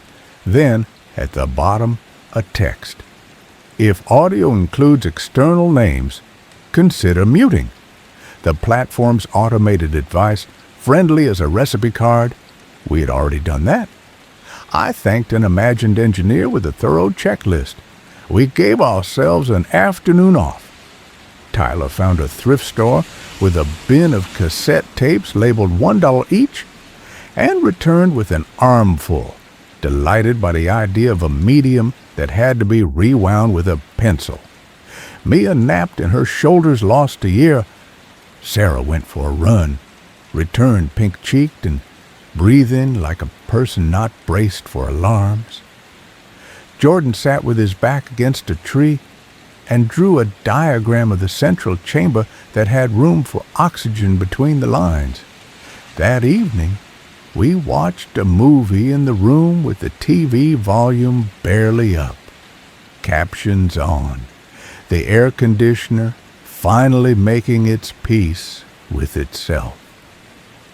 Halfway through, Tyler turned down the brightness, and we all pretended it was for our eyes, and not because television light can sometimes look like a mirror trying to be a sun. We slept well. I say that plainly, because it's a kind of miracle. Chapter 8. Comments turned down low. In the morning, Mia lifted the lid on the edit and sniffed like a baker checking dough. "Still good," she pronounced. "We can publish the gentle cut with the note." We gathered around her like kids at a kitchen table watching a cake get frosted. She typed the description carefully. A calmly told walkthrough of an abandoned hospital wing. We removed any segments that could feel invasive. If any sound in your life uses your name in a way you don't like, you are allowed not to answer. Breathe in 4s with us. Doors open more easily when nobody's shouting. She scheduled it for late afternoon when the people who find us to sleep by tend to wander in. She added a pinned comment that repeated the rules and thanked everyone for leaning toward kindness in the chat. Then she took her hands off the keyboard like a pilot letting the autopilot have a turn and leaned back. We took a walk while the world did what it does. When we came back, the views ticked upward in the modest way we know by heart. Comments landed like leaves, some bright, some dry, most fine. A few joked about effects we hadn't used. A handful tried to bait the algorithm into telling them what we'd cut. Most said thank you in ways that made me want to buy everyone a quiet porch. One comment near the top read, "I fell asleep to this and woke up kinder." Another read, "The part with the paper cap made me cry, but in that good thin way, like air." In the first 3 minutes, we saw exactly what Jordan predicted. A line of comments typing our names as if that could conjure us. Alex, Mia, Sarah, Ty, Jordan, like an incantation with all the vowels in the wrong places. Mia quietly muted the thread and replied with the pinned rule. The names rolled past and lost their appetite. Then a comment arrived that stilled the room for a second. It read, "I used to visit someone there. I remember the head nurse folding paper caps for the scared ones so they'd have something to hold." Mia replied with a heart, "Nothing else. Not everything requires talk." Near dusk, the platform sent another mild alert. Background audio contains low-frequency resonance. Consider EQ for comfort. Mia lifted one eyebrow. "They're not wrong."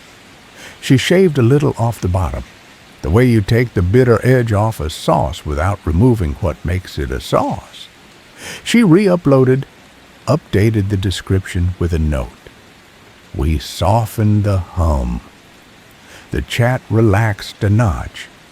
Jordan, who usually avoids comment sections unless he's in a very good mood, scrolled carefully and then closed the laptop like someone who knows when a book should be saved for morning. "No bleeding. Through," he said. "No," after noises. Tyler held his wrist to his ear, exaggerated. "The seashell is now just a shell." "Good," Sarah said. "Let it be a bowl for paper boats." We ate dinner in the kind of silence you get only when friends know where each other's forks will land. Outside, the town's single traffic light cycled without urgency. The night clerk's TV flickered with a game show where nobody rang the bell too fast. Hours later, after we'd brushed our teeth and then talked about absolutely nothing for 20 minutes to prove to ourselves we still could, I lay in bed and watched the red digits decide to be a time we'd call late.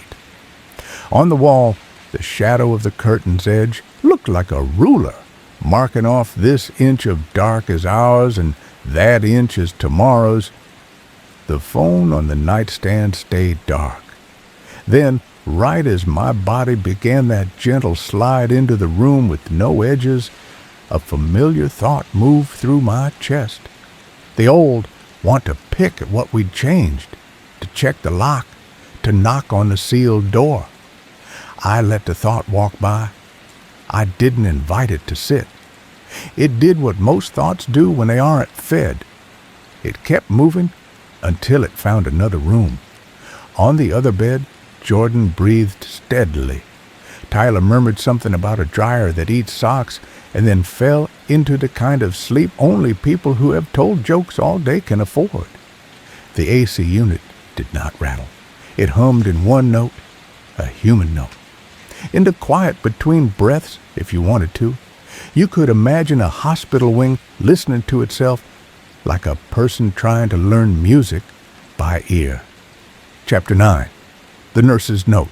By morning, the video had settled into its own slow tide. Views rising and falling, comments turning into a quilt of ordinary kindness. We had breakfast in the room, bananas, motel coffee, cereal eaten from paper cups because bowls felt like a commitment. I was halfway through my cup when Mia's email pinged. "Library," she said, and opened it on speaker like news from a relative. It wasn't the librarian. It was a forwarded message from a local history volunteer she'd looped in just to ask about the hospital's opening date. The subject line read, your question about North Brindle." "Hello, Lynn," the message began, typed in lowercase like a person whispering. "I helped box up some materials when the wing you mentioned shut down. Not official, just a pair of hands." There was a memo from a Dr. Wexler about Echo Suites, and a note attached in a nurse's careful script that said, "Please don't let him keep the master tape. I don't know where it went. I hope nowhere." The volunteer had attached a photo, an old carbon copy memo with lines ghosting through from the sheet beneath. The header, Auditory Habituation Units, Initial Findings. The signature, A. Wexler, M.D. Someone had sketched in the margin, in ballpoint, a little square with a circle in the middle. A reel. Beneath it, in neat, patient letters, a name, Laurel R. The room let the name hang without grabbing it. The air between us had learned better manners. Mia scrolled. She wrote more. "It's probably nothing," the volunteer had added, the way people always add this when it is not nothing.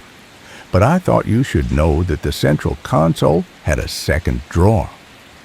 I only remember because the key went missing and the mechanic had to pop it. Inside were blanks and a small spool labeled Reset. I think of it sometimes when I can't sleep. Good luck with your project.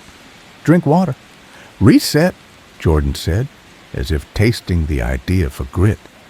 "Every bad plan includes a backup." "Or a back door," Sarah said. Tyler's wrist looked the way healed skin looks when the story is moved on. He touched it anyway, thoughtfully.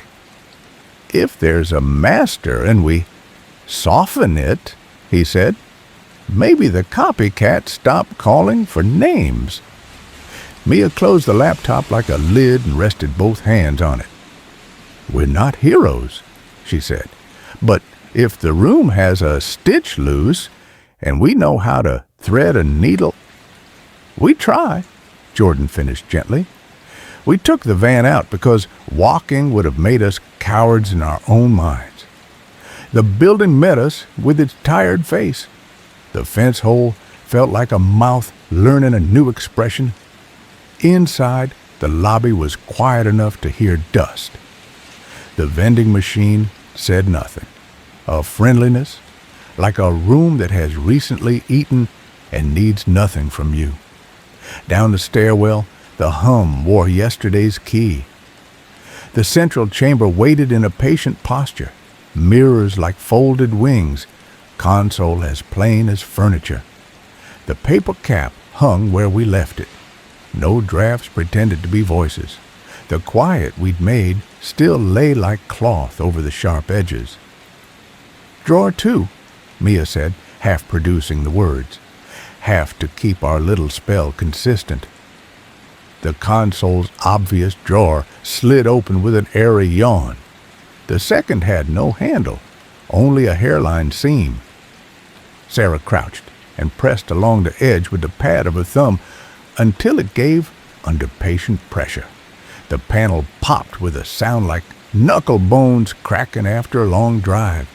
Inside, a shallow compartment, paper-thin tapes and sleeves worn soft from fingers, blank, blank, blank, and one tucked under the others like it knew its place wasn't to be chosen first. The hub wore a label made neat by a practiced hand. Reset. Jordan didn't touch it. He nodded to me. "It knew you," he said. "You should decide what we do with it." "Thanks," I said, and meant it without wanting the job. I lifted the spool. It was lighter than it looked. Up close you could smell the old iron of its recording and the citrus ghost of cleaner. A thought settled into me, small and complete. We don't erase, we overwrite, not destruction. A gift on top. "Lynn," I said, "can you cue the recorder to capture us? The breath, the keys, the gentle." She smiled. "I've been waiting for you to ask that since yesterday." We set the room like a set for a play we were finally ready to stage correctly. Gaffer's line renewed, keys in Sarah's palm. Tyler tasked with counting fours quietly like a stage manager with a blessedly steady voice. Jordan with his metronome app pulsing a soft, light rhythm, a human heartbeat untied from fear. I slid reset onto the spindle. The click it made settling in was modest, a seat taken without fuss. "Ready?" Mia asked. "Ready," we said, our 5 voices doing a thing that felt like people saying grace when they don't do grace. I pressed record. We breathed. In, hold, out, hold. Sarah chimed her keys, small domestic notes. Mia did a sound person's miracle and made all of that present but not hot on the wire. Tyler's numbers came like pebbles dropped into a clear jar. Jordan added the smallest hum under it all, a human hum, the kind you make when you don't have a tune but you want to keep someone company. I didn't speak any names, not mine, not my borrowed one, not my sister's. I pictured a paper boat and a bathtub and the way water can carry without taking. We kept it going for the length of a song and then a little for good luck. When I clicked stop, the room did not rush in to reclaim itself. It waited, considerate. I rewound. The spindles turned, the sound a tiny animal running with a ribbon. "Let's hear it," Mia said. We didn't stand in a circle. We stood as people stand in the kitchen when someone plays back a voicemail from somebody who finally called. I pressed play. From the speakers, the room we had made, breath without panic, keys like wind on a glass bell, a soft hum hiding any urge to speak our names. Between all that, space, a place to sit down. We let it fill the chamber. The mirrors caught it and did not fracture it. The paper cap moved as if a hand had found a shoulder to pat. When the reel clicked its modest ending, the building didn't pounce. It breathed. "Again," Jordan said, and I did, twice, 3 times, laying quiet over quiet the way you apply a salve. When we finished, I slid the tape off, put it back in its sleeve, and wrote on the outside in pencil. Because pencil feels like a promise you can sand with time if you need to. For the rooms, We didn't take it with us. We set it in the second drawer, and this time we left it open. On the way out, at the lobby, the vending machine made letters with a slow, deliberate hand. "Thank you," it wrote, as if learning a phrase it would try again later. "Be well." We answered with our bodies. Shoulders down, breath doable, feet easy on the tile. Outside, the day had warmed into something lax and decent. The creek said what creeks have always said, movement without malice. Chapter 10, The Master That Wasn't We Meant to Be Done. We really did. But endings are as much something you get given as something you make. That afternoon back at the motel, a new email arrived from the library. "Volunteer." "Sorry to bother you again." The note began, which meant it was important. "I found an accession record from 1980. Post shut down. Mentions a demonstration reel sent to a private archive by a donor with Wexler's initials. Boxes marked, Brindle, admin to research. The archive isn't public. It's 3 towns over in a converted bank. If you're resolved to mind your own business, you didn't read this." Mia and I looked at each other. Her eyebrow did that precise, sympathetic lift that means, here's a boundary. Do we touch it? "If there's something outside the building that keeps its worst parts running," Jordan said. "We go," Sarah finished, not because she wanted to, but because the story had judged her trustworthy. The converted bank was exactly that. Columns doing their old job, door heavy as a weather pattern, the vault rebranded as climate control. The archivist wore a cardigan the color of oatmeal, and an expression that said her entire job was to make sure the past didn't run its mouth. "We don't open restricted collections," she said without malice. "They make themselves restricted because they don't yet know how to behave." "We're not asking to peek," Mia said softly. "We're asking who to ask." The archivist's mouth did not move for a moment. Then it softened at the corners, as if some muscle had decided to rest. "You're the ones with the quiet video," she said. "My niece sent it to me. I fell asleep before the end. That's not an insult. That's rare. Sit." She gestured to a wooden bench that had survived another century. "Dr. Wexler's donation is flagged because his estate disagrees with itself about what it means to be a human being on paper. There is a list of contacts. I happen to have an allergy to bureaucracy the day after a bake sale. I could, in unbaked good conscience, look the other way while the vault has a temperature check." She rose.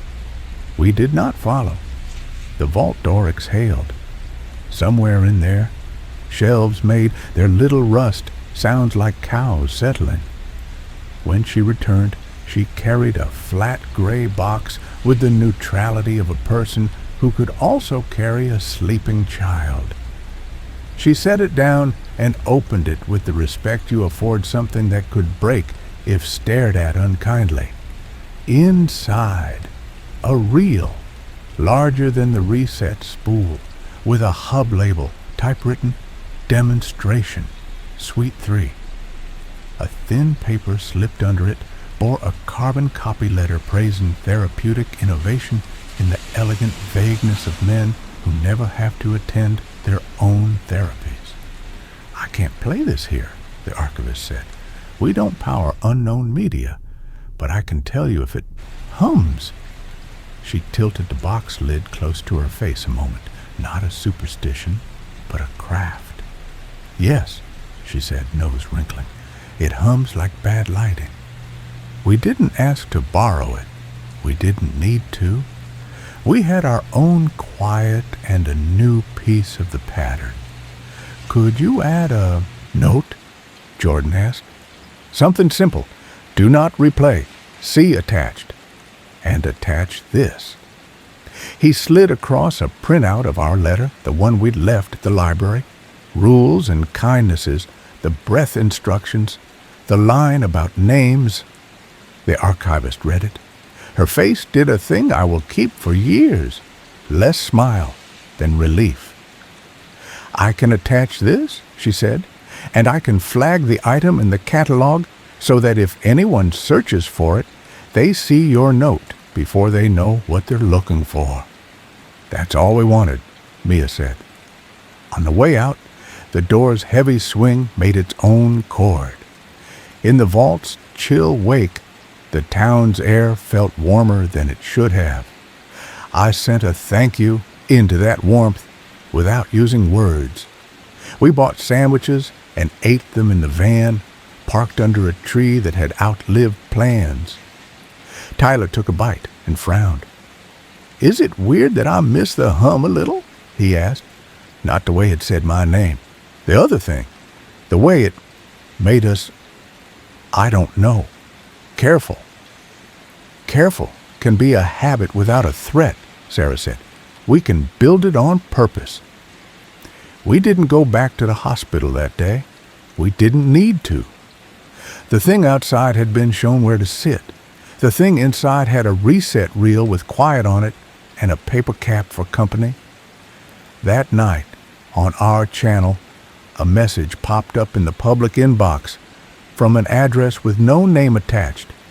I almost deleted it because empty names can be the loudest ones. I opened it instead.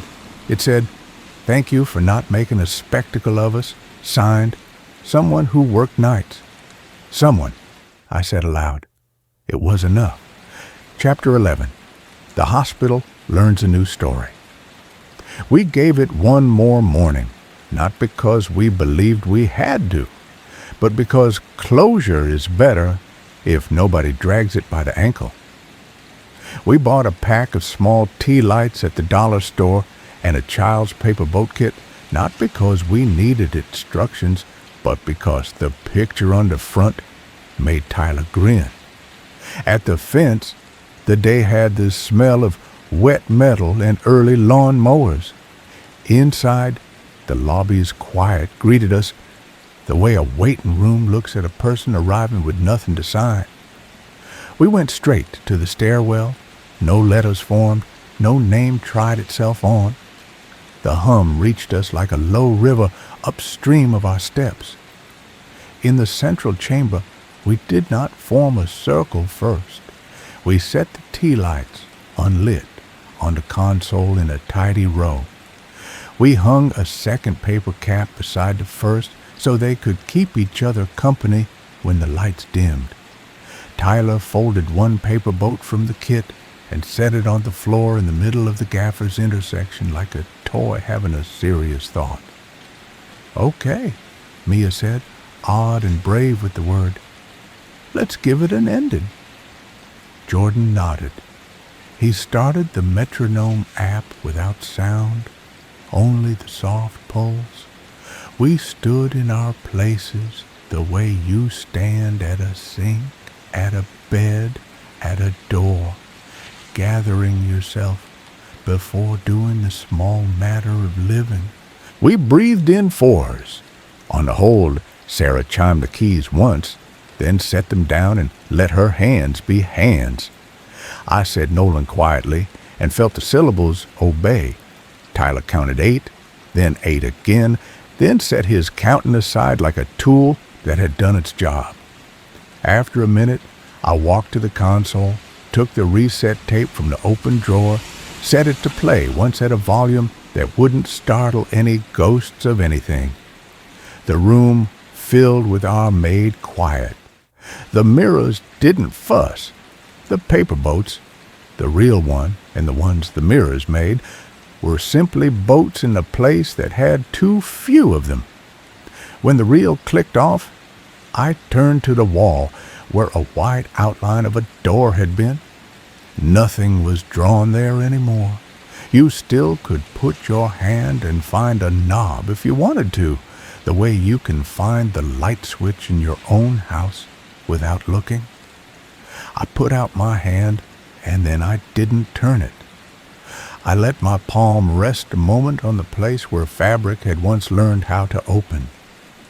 "Thank you," I said to the quiet we'd taught, and that had taught us back. From somewhere that was not the speakers, not the vents, not anything you could chase with physics, a small answer came. Not words, the sound a room makes when someone decides not to shout. We left the tea lights unlit on purpose. This was not a vigil. It was a pantry shelf stocked with something small and good for later. On the console, Mia tucked a folded note under the first paper cap. It said, "For staff who stayed late, we see you." On the walk out, the vending machine spelled nothing. It didn't need to. I paused anyway because I like talking to good machines. "We're done," I said, not like a ceremony, more like the way you tell a friend you'll text when you get home. Outside, the day had baked into itself. A dog barked from a yard somewhere like it had important minutes to keep. The creek did what creeks do. Back at the motel, we packed the van with the care you give tools when you know you'll ask them to serve you again. We didn't rush. We didn't drag our feet. Tyler found the cassette he'd been saving and popped it into a thrifted Walkman. The song was some old thing with a soft drum and a voice that sounded like a wool sweater, warm, useful, a little scratchy. He handed me one earbud, a ceremony we hadn't done since last summer. We listened to 50 yards of song before he forgot and swayed, and the earbud fell, and we laughed. Before we pulled onto the county road, Mia set a scheduled post for the channel, a short text, pinned to the top. It read, "If something in your life hums in a way you don't like, try making a softer hum and placing it gently over the first. Names are for friends. Paper boats are for everyone. We're going to sleep now. You can, too." We drove. The hospital turned its profile to the trees like a ship that had remembered which way to point.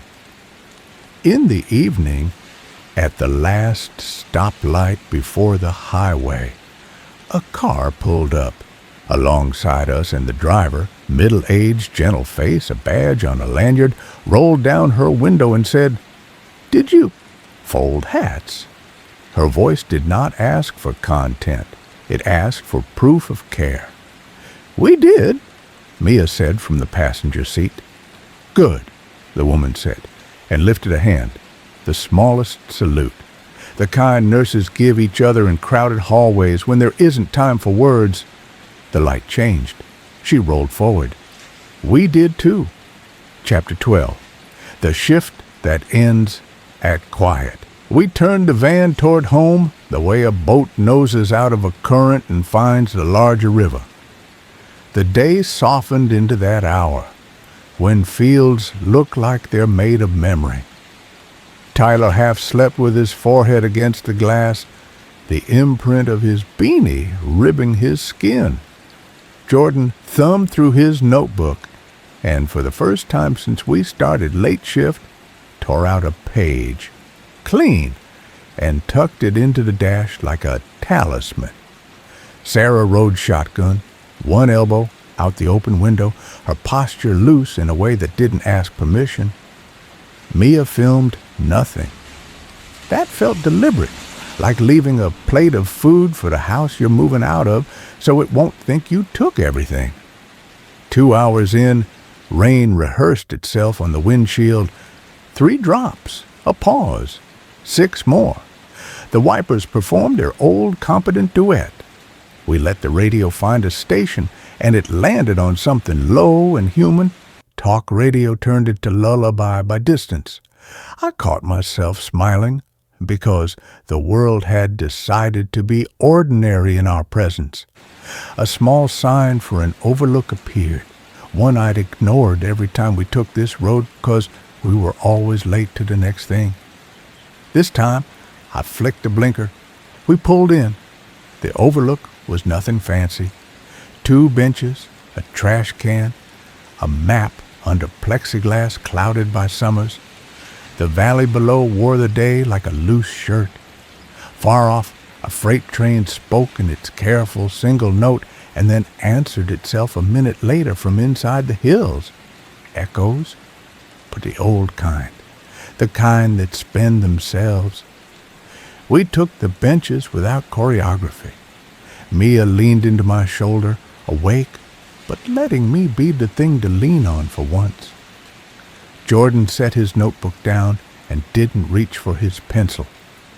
Tyler peeled the label from his soda bottle with great seriousness, setting the pieces in a neat row on his knee. Sarah looked at the sky the way people look at a friend across a crowded room. No one said, "We did good. We didn't have to." The train told us. The air told us. The fact that my phone lay dark on the bench told us. After a while, Mia stirred. "We should check in with the library," she said softly. "Not because they need us to, because we promised, even if we didn't say it out loud." "We'll send a postcard," Jordan said, sudden and sure. "A paper one, with a picture of anything but a hospital, a lighthouse, or a cow." "Both," Tyler said, relieved that the world could accommodate the idea. A lighthouse cow. "We'll draw one," Sarah offered, and smiled as if the act itself were a kindness to the day. Back on the road, we passed a small town parade forming up.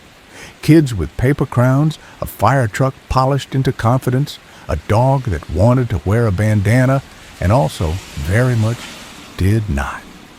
Someone waved us through the detour with a batoned authority that made me want to do everything they said for the rest of my life. I did as asked. I turned left. The van obligingly agreed with the turn. It felt like a spell so simple anybody could do it. Near dusk, the notifications we'd ignored stacked up politely. We let them wait. When we finally pulled into the city's edge, the skyline tipped its hat. We didn't clap. We're not that crowd. But our bodies eased in that way that means your bed is somewhere within an hour, and so is your laundry, and you can make tea in the kitchen where you know what every drawer means. We split the equipment the way you split a check among friends who keep each other honest. Mia kept the drives. Jordan took the notebook and the metronome app he'd decided to delete, and then didn't. Tyler claimed the gaffer's tape because he liked the idea of having a roll in his glove compartment for emergencies, which in his taxonomy included a picture frame that won't sit straight. Sarah carried the keys because of course she did. "Tomorrow," Mia said, in the small lot behind our building where cars looked like neighbors at a barbecue. "We rest on purpose."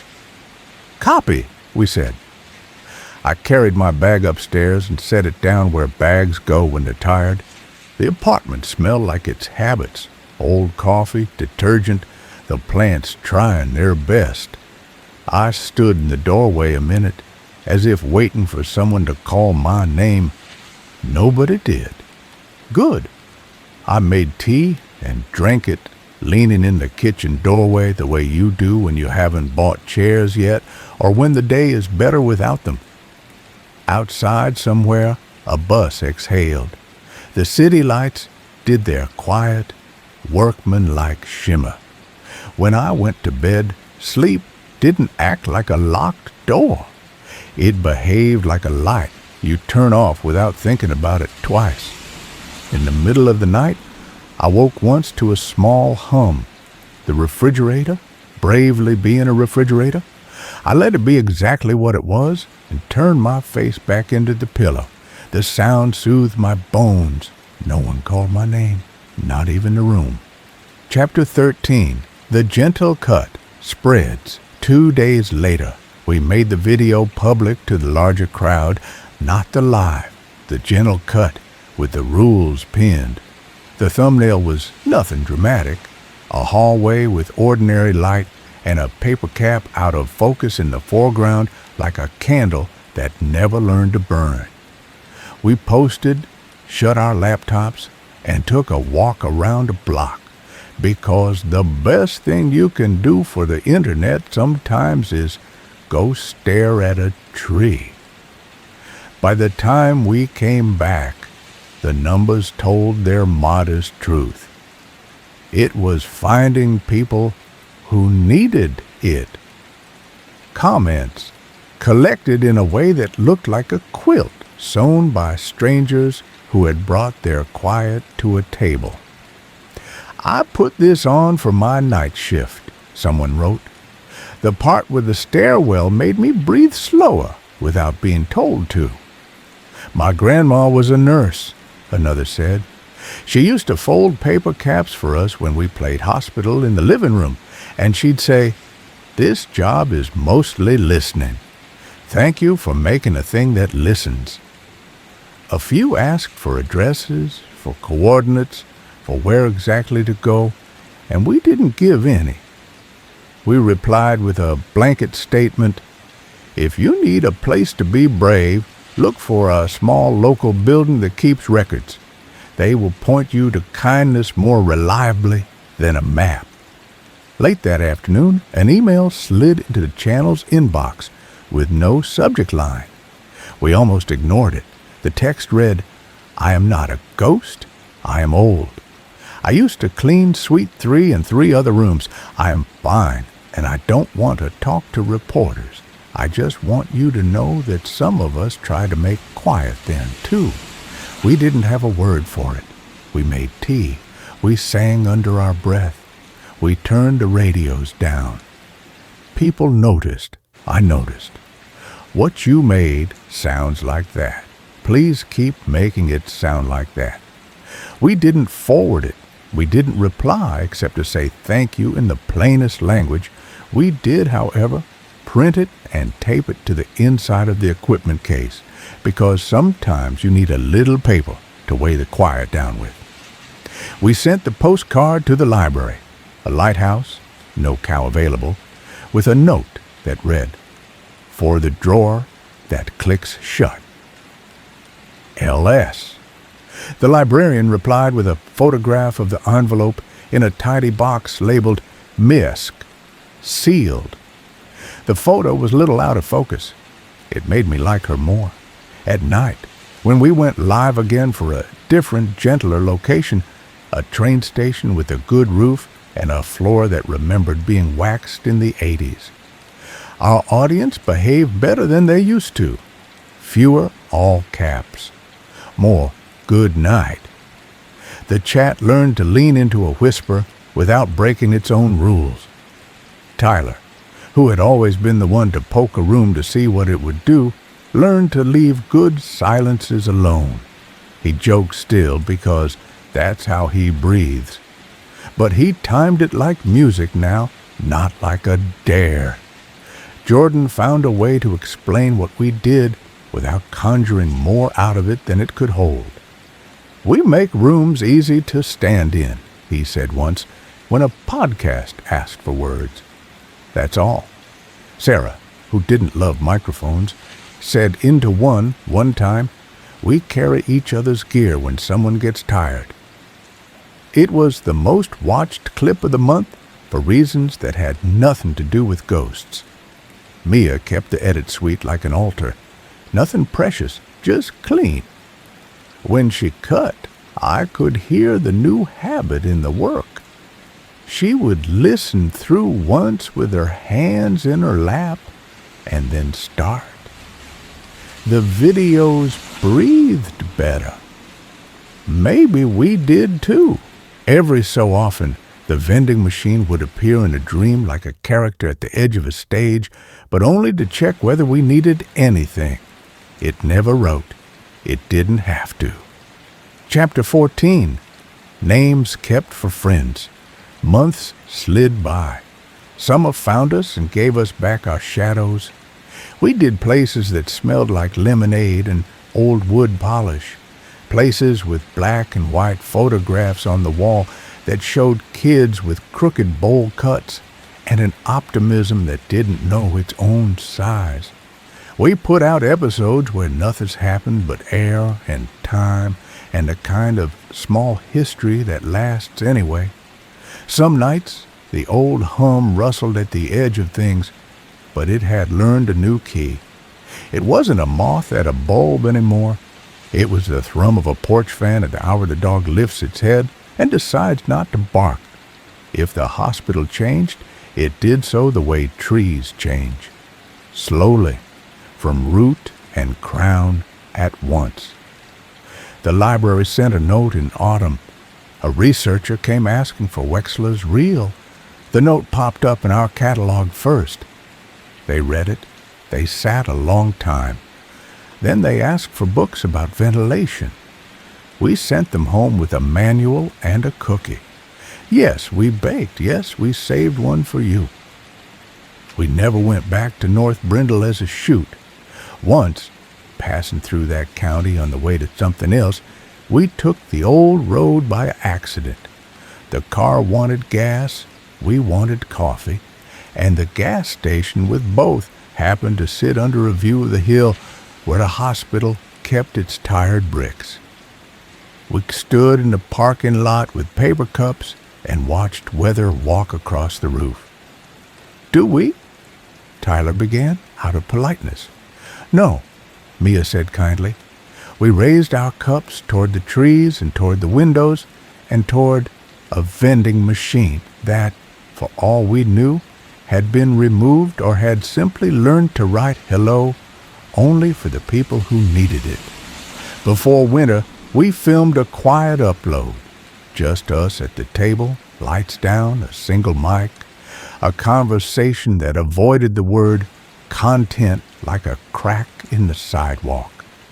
We spoke about names, about how we were keeping ours now tenderly for people who'd earned them. We spoke about how you can love a place without making a spectacle of it. Sarah said the word stewardship, and it fit. At the end of that recording, I said, "Hey, it's the Midnight Narrator. If this kept you company, like and subscribe. But also, take your name back for yourself when you can. Let rooms learn you at the pace you decide." I almost cut that line because it sounded like a slogan, and we don't do slogans.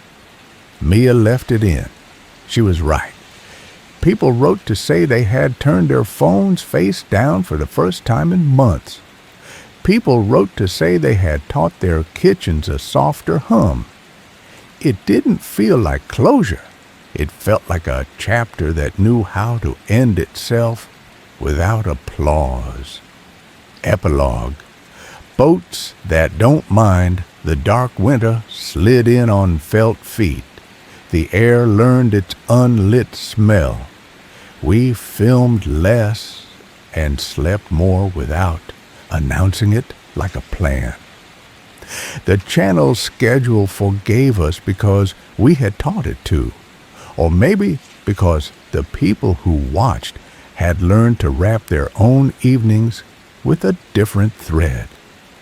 On a night when the city's hush felt deeper than it should, in a neighborhood with 3 pizza places, I took the long walk to the river.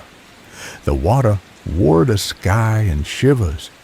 Under the footbridge, where couples leave the kind of locks that brag too loudly, the current spoke in the voice of big, slow things that don't need attention to continue. I had a paper cap in my pocket, not from the building. Those were for the building. One I'd folded from a receipt while waiting for coffee, the way idle hands remember shapes. I unfolded it on the rail, smoothed it, then folded it into a small boat instead. My fingers did it without checking which crease comes next. You keep these things if you let yourself. There was nobody to watch, which is the best audience for this sort of work. I set the boat on the river's skin, and kept my hand there a second, as if saying, "You don't have to know where to go." The current introduced itself to the paper without cruelty. The boat considered its job and then did it. It took the dark fine. Across the water, a warehouse's windows held squares of light like patient eyes. Somewhere far behind me, a train sent a one-note benediction. The sound came to the river and softened and still arrived.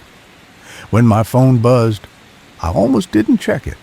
I did, out of habit, and found a message from the library with a picture attached, a child's drawing, a vending machine with a smile, 2 paper caps on a hook, and in careful letters, "Thank you for the quiet room." The caption from the librarian read, "We hosted a class from the elementary school. We didn't tell them any stories, we just let them sit. They made their own." I wrote back, "That's the best ending."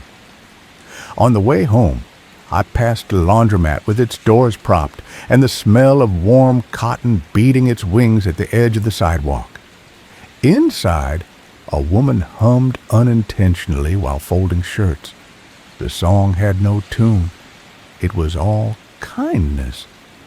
I carried it with me the last block like heat in a pocket. Later, in my own kitchen, I turned on the kettle and it made its old confident noise. The room answered with a small chorus of home.